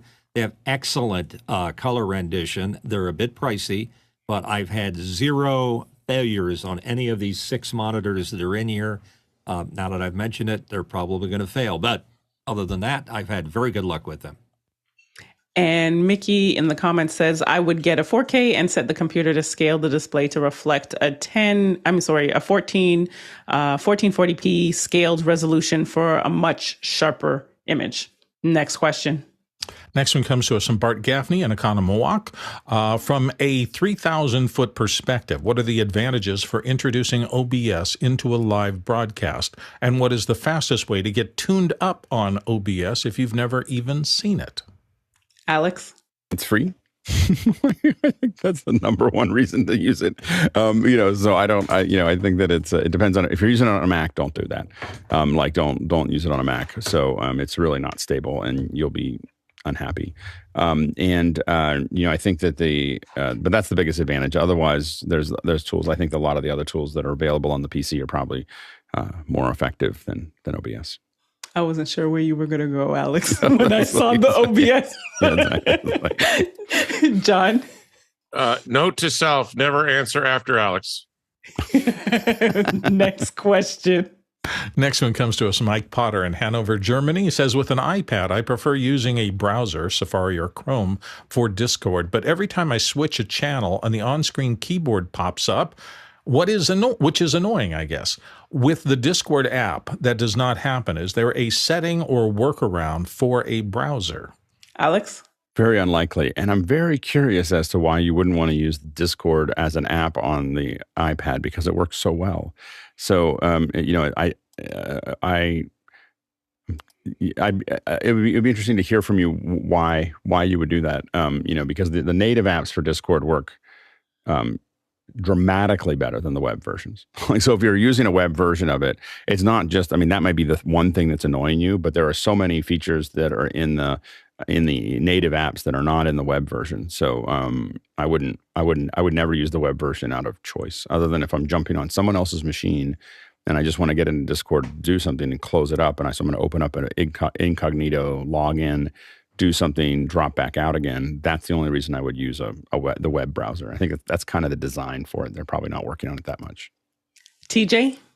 I suspect the web browser is detecting a change in the URL and then popping the keyboard up because, the URL has changed. So let's allow the user to type something in. Wholeheartedly agree with Alex. Use the built-in app. It's amazing. Next question. Comes from Tommy Shantz in St. Paul, Minnesota. In regard to a new Apple VR goggle release, is there ample content available today? Nigel? Today, no. June the 6th, we'll have to wait and see. I think the reality is nobody knows, or if they know, they're not telling exactly what's going to turn up on launch day. But I think there are two questions that you've got to really ask yourself about this. One is, if this is a developer edition, what are the tools coming with it? And what this is not about a consumer launch. That will come in 6 months or a year later, maybe. So that's the first question. I think the second question is the most important question here, is what are the application usage scenarios they're going to focus this on? Is it education? Is it gaming? They're going to have to plump for a couple of focus areas. And I think what will be most interesting to see is what are those focus areas and what tools are they going to provide to those people? So if you're a consumer, there won't be any content or relatively little content for the next 6 months or a year. But that's what this is about, starting the ball rolling on. Alex? Yeah, I don't think they have to have anything done for June. I think that it's not going to, I don't think the developers will have it until the fall, and the consumers probably won't have it until the tail end of 2024, early 2025. So you're probably talking about a long curve before it's really designed as like, how do we fill it with content? What they're going to do is try to get developers excited about content and get them making that content. And they're making content for themselves, for each other. But I think that's going to be the heavy focus is get it out there, get people using it, get people thinking about what they could do with it. I think that the augmenting broadcast, I think you're going to see some integration between MLS and I think they may show that next week. Is so the integrating with broadcast and how do we give you those experiences, education, home, purchases, games. Those are all things that I think are probably big markets for these devices. Definitely exploration will be interesting. Science, that type of thing. So I think that those will be some areas that they most likely pay attention to. But they're just building them. They're building. This has been the most intense foundation building I've ever seen in any product in as long as I've been doing this. They introduced USDZ I think 5 or 6 years ago. They've been slowly just adding features and adding pieces for years now, changing all of their OS, changing everything around it. All that extra processing that's in some of the M1s and M2s are all built around supporting this. It's quite a thing, to watch. And so it's what you can only do this as a $1 trillion company, that isn't worried about making the next quarter, And so we'll see if VR is ever going to work, it's going to work over the next year and a half for Apple. And if it doesn't, then it's probably going to be dead. But I have a feeling it's going to do pretty well. And I think the hard part for other people is going to be to keep up with what Apple's doing with it, because I think that we're also going to potentially see, content support inside of Final Cut and Motion, maybe not in June, but coming up in the fall, mostly because those are great content engines for the headset. Next question. Paul Wallace in Austin, Texas is next with this question. What would justify using a robotic camera like this one in a production? And he's got a link there to something called Sisu Robotics, SisuCinemaRobotics.com. And if you want to look it up, it's spelled SISU, cinemarobotics.com. TJ? If you're using a robotic camera like this, you would probably want to be doing it if you have a particular shot that you need to repeat, the particular camera move, rather, that you need to repeat precisely over and over again. Let's say you're doing some type of special effects that you're compositing. Okay, I'm going to take one pass, and then I need to do another pass to composite so that you get the precise framing on every shot. Or if you're doing a very complicated camera move that involves a lot of twisting and pulling and moving around, that would also be easier for somebody to implement. I think there's a scene in, I think it was La La Land, where there's a whip pan that's done between a singer and the piano player. And not only is it a whip pan, it's also changing the height of the camera. And there are very few camera operators that can do that precise of hand camera work. Alex? Yeah, I mean, where these are mostly used is commercial broadcasts, some commercial and also for film. When there's a couple of different ways that you might use this for commercial, and probably the best example of it is if you search camera robots. Marquez Brownlee has one probably 5 years ago that he did with motorized precision, which are very similar arms to these. And he'll show you some of the stuff that he was doing as a podcaster. I think he still has that arm, and I think he still uses it. But for product shots, it's great because you have just the way you want the product shot to work, and you build those things out to make that work. Another way that they're used is in stop motion, especially in stop motion if they do it in stereo. What they'll do is they'll actually have the arm come down, and they'll build the camera move so it's going to do what it needs to do. And then the arm, when it shoots the image, it does this funny thing where it goes down. I've actually sat in the studio when they do this, and it comes down and it takes both eyes with one camera. It'll go doot, doot, and take both photos so that it's taking the stereo on each one of those, to make that happen. And then finally, one of the things that you do is you can use it to integrate with a lot of, basically tie-in sets. So one of the things that I worked on was a shot where we had a big ship that was in the water or going towards the water, being carried by a bunch of little things, and the ship there was a jolly shot with some stuff in the foreground and an open beach, and we had to add stuff back into it, and specifically we had to add a model of that ship, and that ship was a 1/12 model of the full size ship. So what they did is they match moved the shot they match moved the camera. And then you take that match move and we scale it down 1/12 and then apply it to the motion control arm. And the motion control arm then reproduces the move that match move did, but at 1/12 scale against the ship with the right lighting and everything else. So now you have a shot of the ship over a blue screen that is the right move that's scaled down for that piece. And then you take that ship and you put it into your compositing app and do a little tracking to tie it back together. It's not pixel perfect, but it's very close. But that means that all of the vanishing points and everything else work, but you've scaled it down. And so you're able to take a miniature and put it inside of a full-sized scene and have it actually match. So those are some of the things that it can be used for. They're very powerful, very expensive, but very powerful. And we're going to try to get something like this into our stage over the summer. So stay tuned for that. Next question. Olivier Rashad Saigon is back again with, could a Blackmagic Hyperdeck act as an HDMI to SDI bidirectional converter to control my Blackmagic Micro Studio 4K through my hdmi stream via the control software? Alex? I see where you're going. I don't think it'll work. So I don't think this is going to work. It's not going to, you can record it and you should be able to pass the video through, but I don't think it's going to do the conversion that you need. So it's not designed to pass that video from one to the other. Only those bidirectional converters are designed for that. So I don't think it could work. Maybe Blackmagic thought further out than that, but I don't think so. Mitchell? Yeah, I concur with Alex. Perhaps input to output, but not the other way. It doesn't work that way. The other thing I'd look out for is my Blackmagics, and I've got two of them, are real finicky about staying in touch with the control software. It just sometimes disappears. Don't know why. Next question. Tony Mobley in Noonan, Georgia. From a camera perspective, should I look into the Insta360 or Panasonic Lumix? Alexander?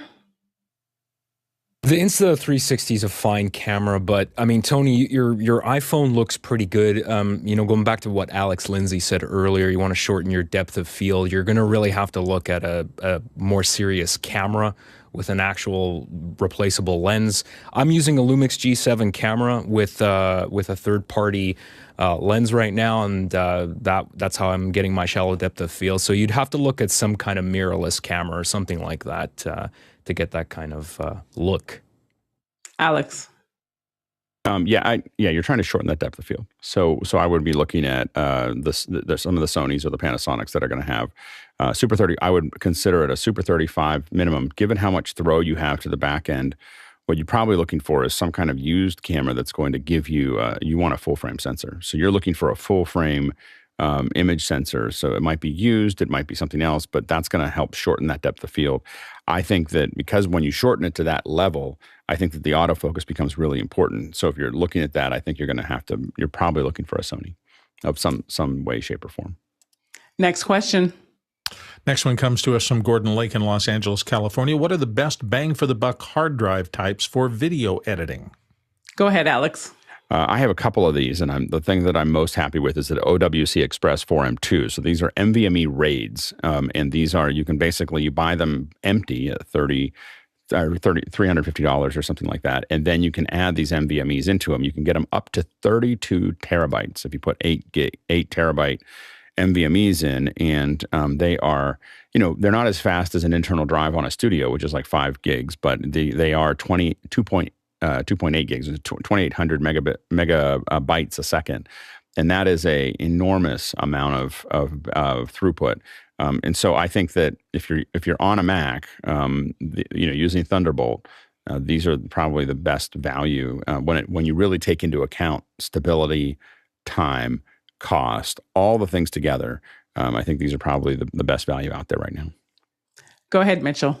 Yeah, ditto on the NVMe drives. If you're thinking of a spinning hard drive, I like the Western Digital, especially the G Drive series that they have.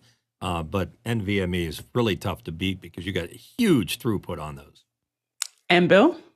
And you may or may not be able to avoid the amount of afford the amount of storage that you want on a traditional and on an NVMe drive, because they tend to be expensive because they're all solid state. But you said OWC, and that's where I typically buy my drives. And I look around their site. They have spinning drives. They have the new NVMe drives. They have all the latest technology. Plus, they also do the larger, big kind of monolithic desktop hard drives that are configured in RAID arrays that are very fast, even within the limitations of spinning traditional drives. So depending on your budget, you might want to look there for a better storage versus cost ratio for large storage amounts.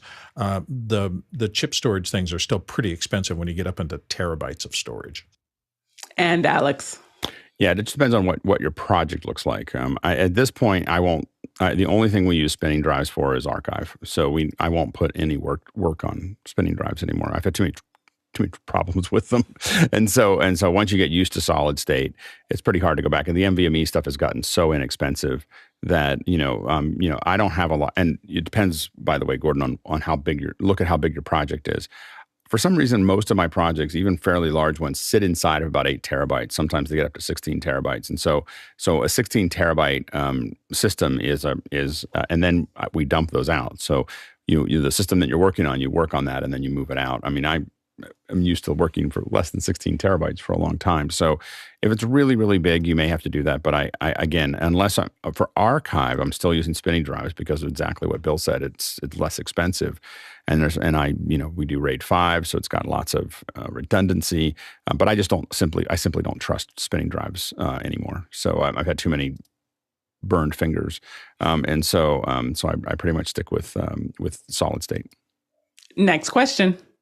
Daniel Crow in Greenville, South Carolina. Do you have suggestions for an app that would be great for playing out audio? I have a vMix-based setup, but would like to move playback to audio opens, closes, and so forth into a different system. I'm open to an iPad app or a computer desktop application. Alex?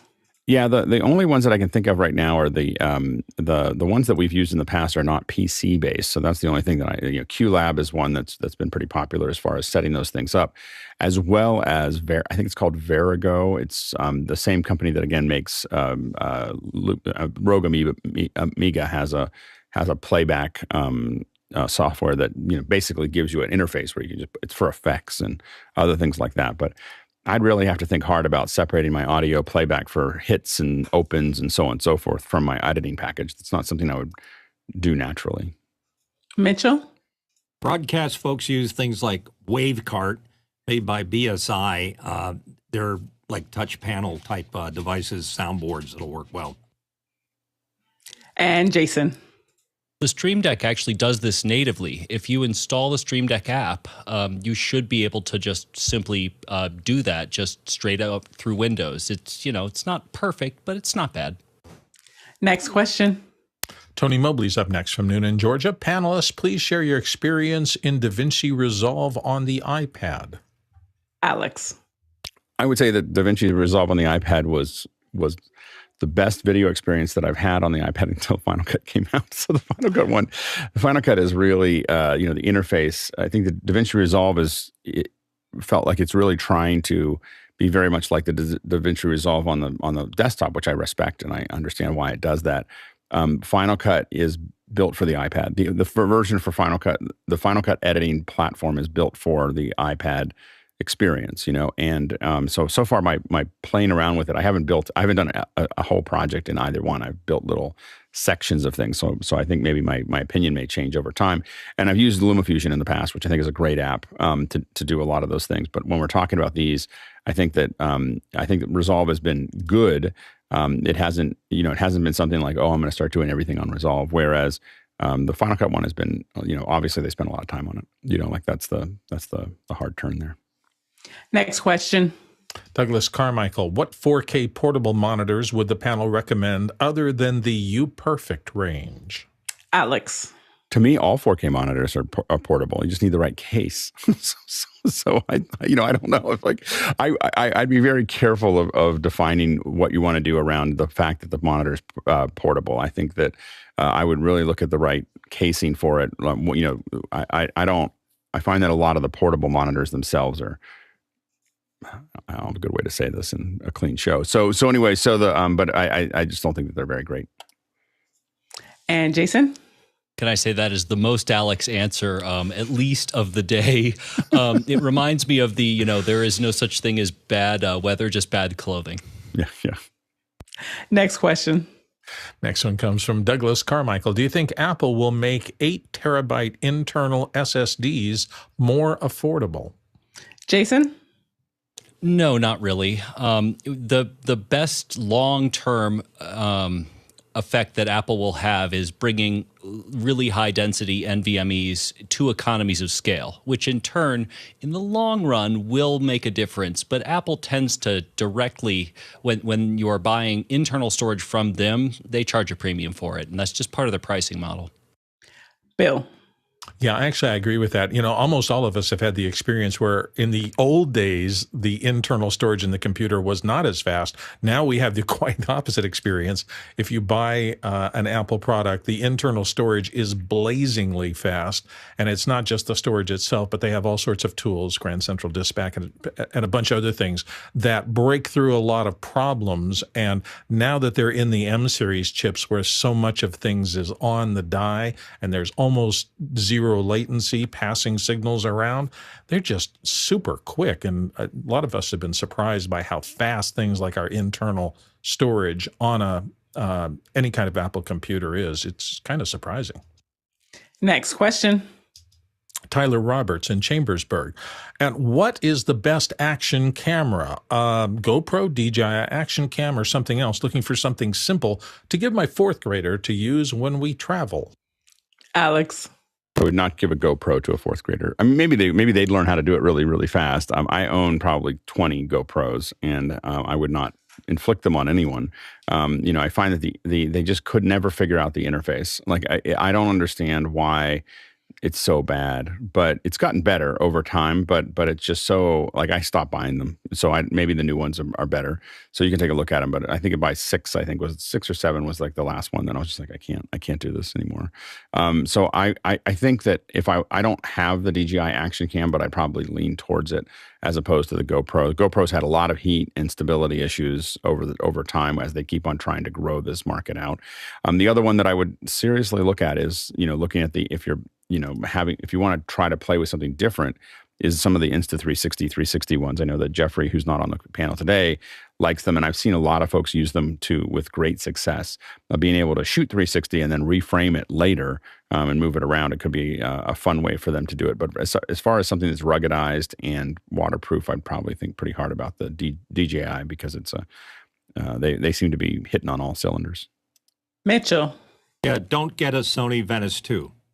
Yeah. Bad move. Yeah, it's expensive. Next question. John Richardson, either in New York or Florida, I can't quite parse that.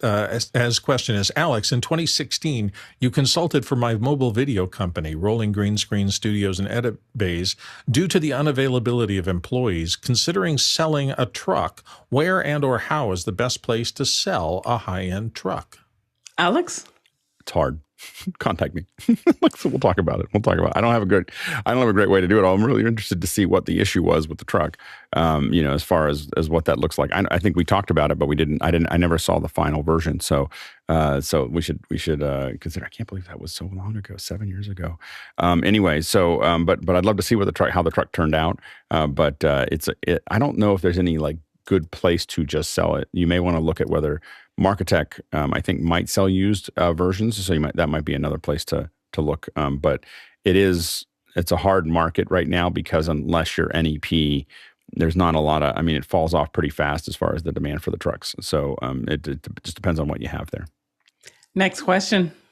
Vincent Alvarez, back from Bellingham, Washington. On a 3-monitor setup, would it be unwise to have a higher resolution monitor in the middle and 2 lower resolution side monitors? Go ahead, Mitchell.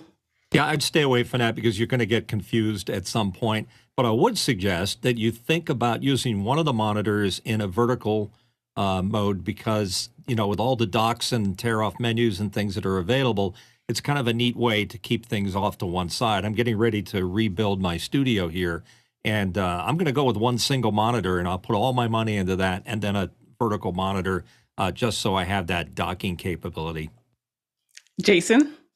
I've got to respectfully disagree with Mitchell. I think if you have those already, the high resolution front and center is absolutely the way to go. And then, using 2 monitors to your left and to your right, or maybe 2 to your left, 2 to your right, as kind of ancillary workspaces, places to drag things, is exactly the way to do it.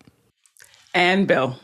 Yeah, I showed that my monitor setup here, and so I have 2 outboards. I think they're a little less resolution. Thankfully and amazingly, the software in my laptop, Mac operating system, the most modern version, looks out, sees what the resolution are, figures out how to scale and or adapt each one. And I have seen days where one of the monitors, the Mac is driving at a slightly different refresh rate or at a slightly different pixel pitch just to get the content that I'm asking it to display displayed correctly. So it's a pretty intelligent system.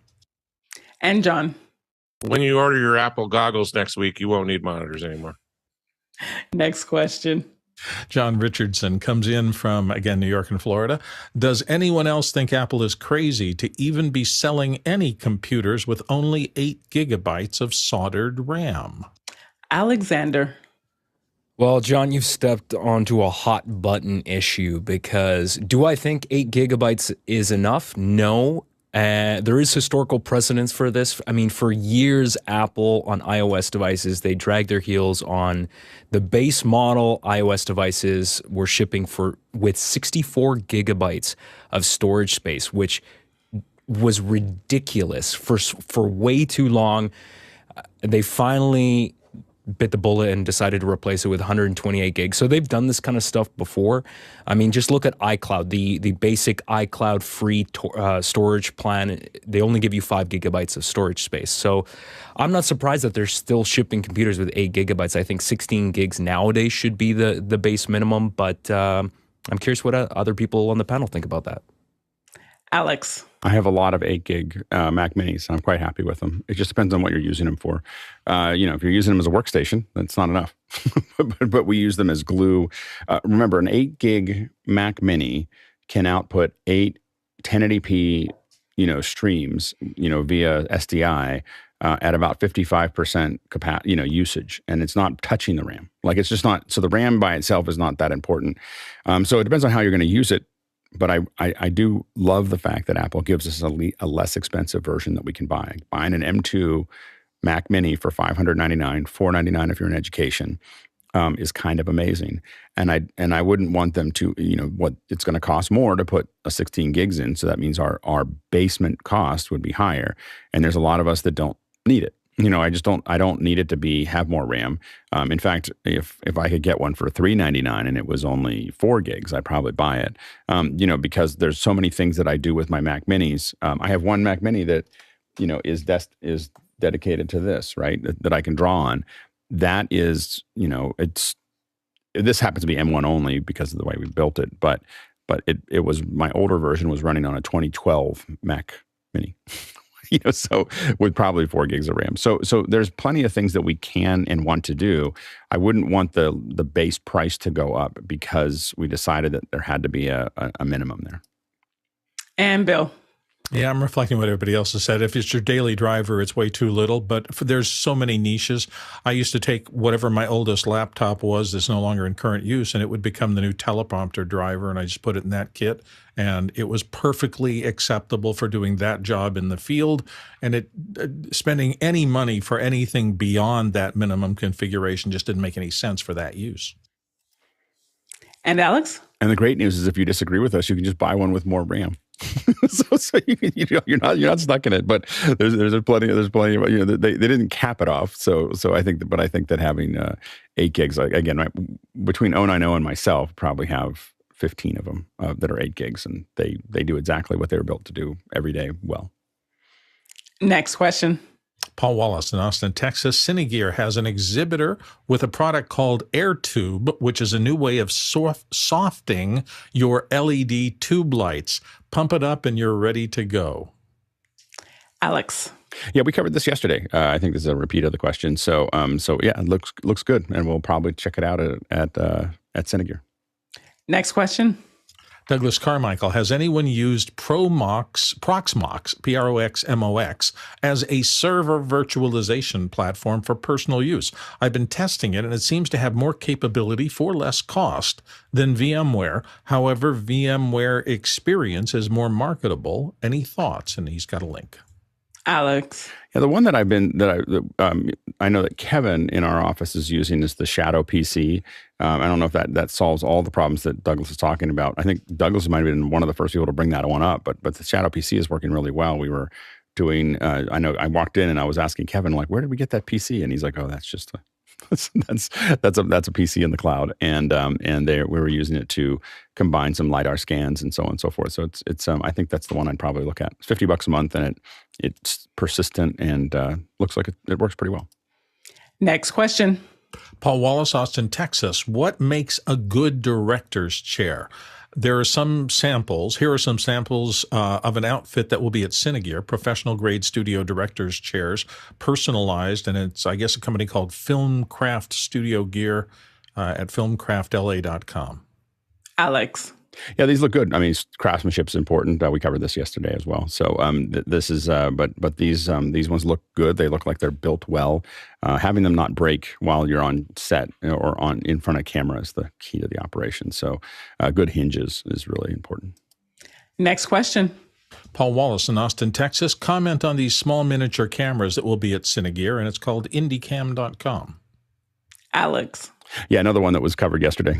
So we answer the same questions, but we don't answer exactly the same questions again every day. So this is another one that was covered in yesterday, and they look fine. We'll take a look at them. Next question.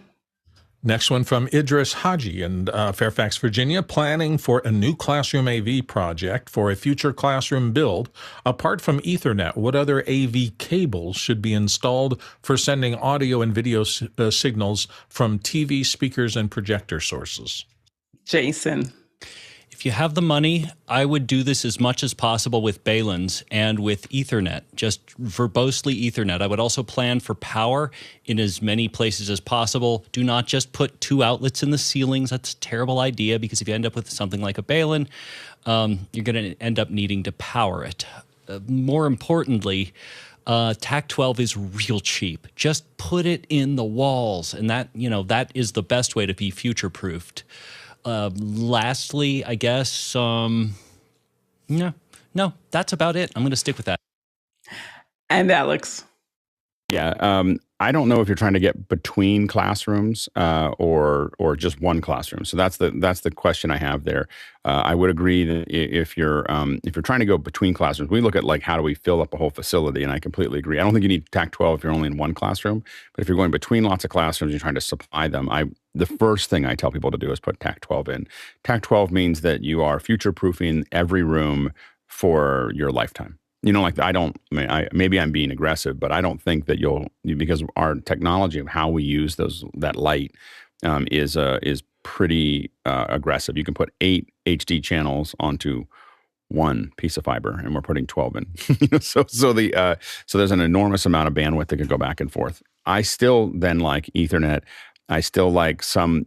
One of the things that we've learned in some of the installs is to build like little install systems that have a couple XLRs, a couple SDI, a couple HDMI, and the TAC12 just kind of wrapped up in the back that we're going to use if we need it, and then have or you can have it set up as a breakout box. So the TAC12 comes out and it ends up getting exposed, and you have a box, and that box can be a variety of different things, and you hook it up to the outlet. So if you don't want to put it in the wall, put something in that is a service to a given box, and that box can keep on changing what it is that lets it pop out. And so those are things to kind of think about when you think about those installs. But it is it is important to really think about the future. Don't buy just what you need. As far as moving audio and video within a classroom, one of the things that has been the most useful is just making sure that you have an Apple TV in there, especially if you have a Mac-based classroom. The Apple TV is so easy to AirPlay to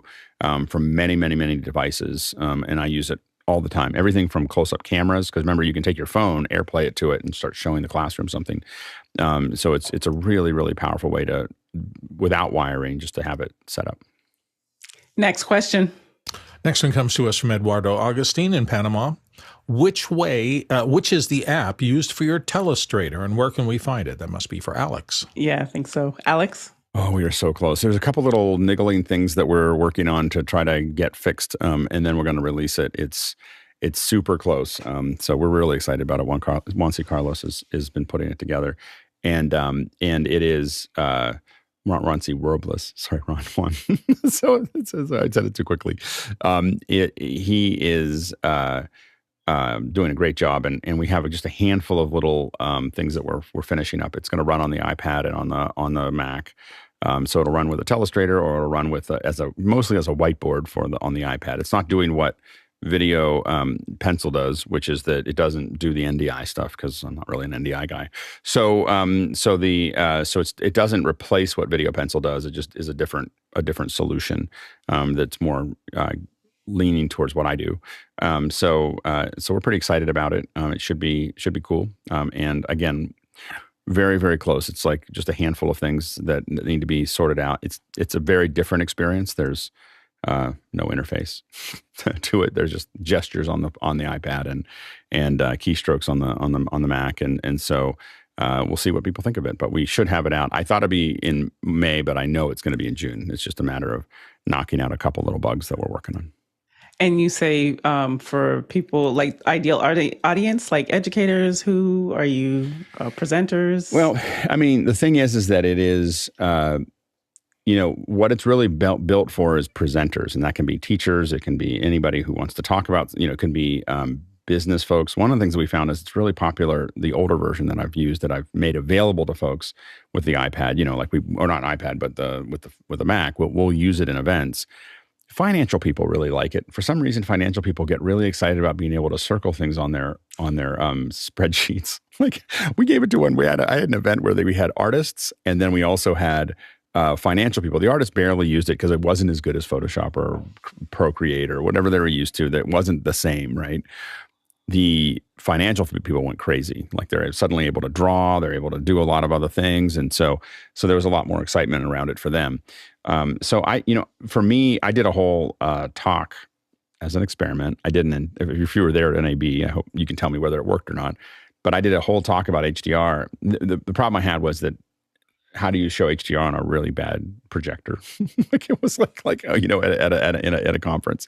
And so I decided just to draw all the concepts on it, and I used it for the entire thing, talking about HDR and how it works and what it looks like, and showing some images, and it really it worked really well as a whiteboard. So one of the big things is just we want to think about the act of turning around and writing on a board. We do that because we didn't have an iPad, or we didn't have a computer to do that.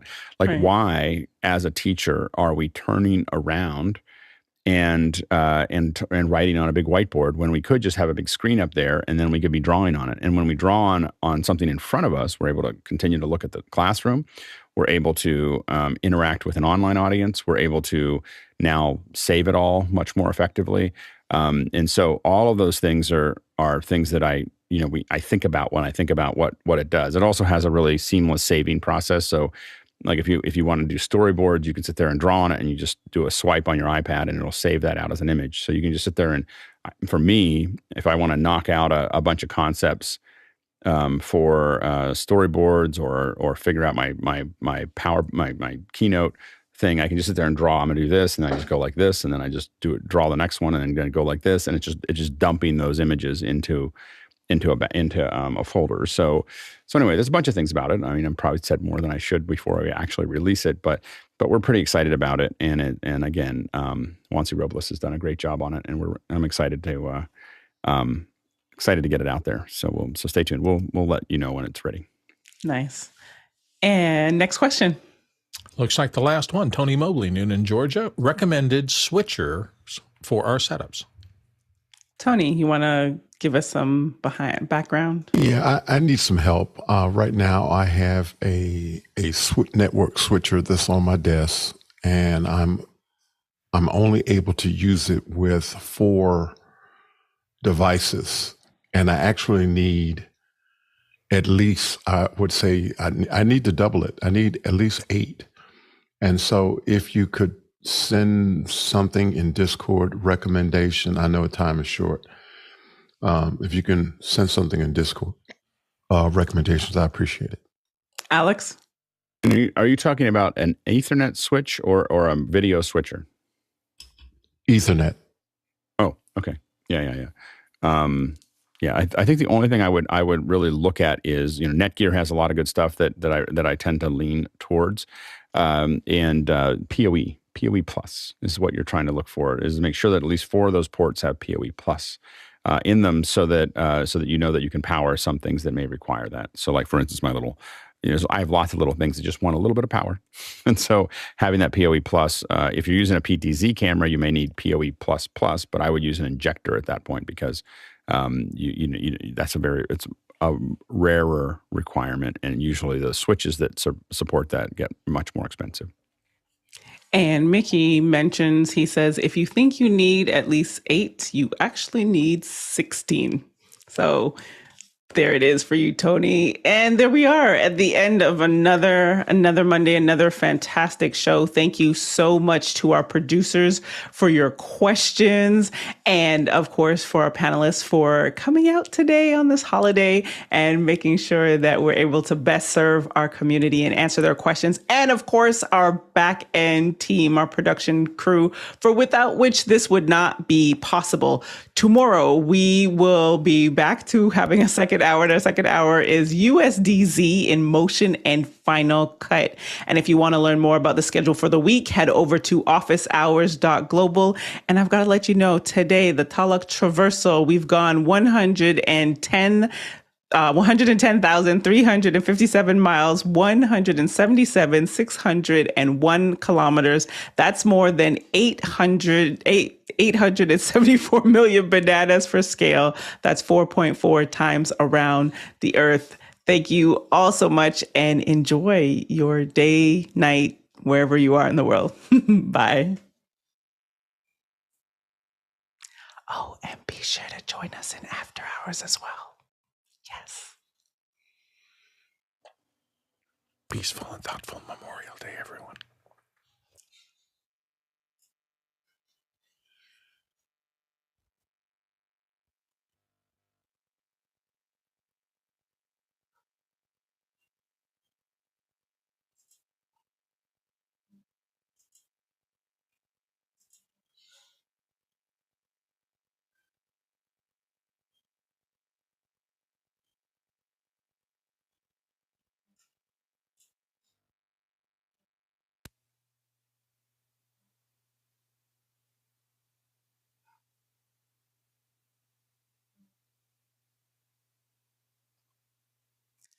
Bye, y'all. Thank you.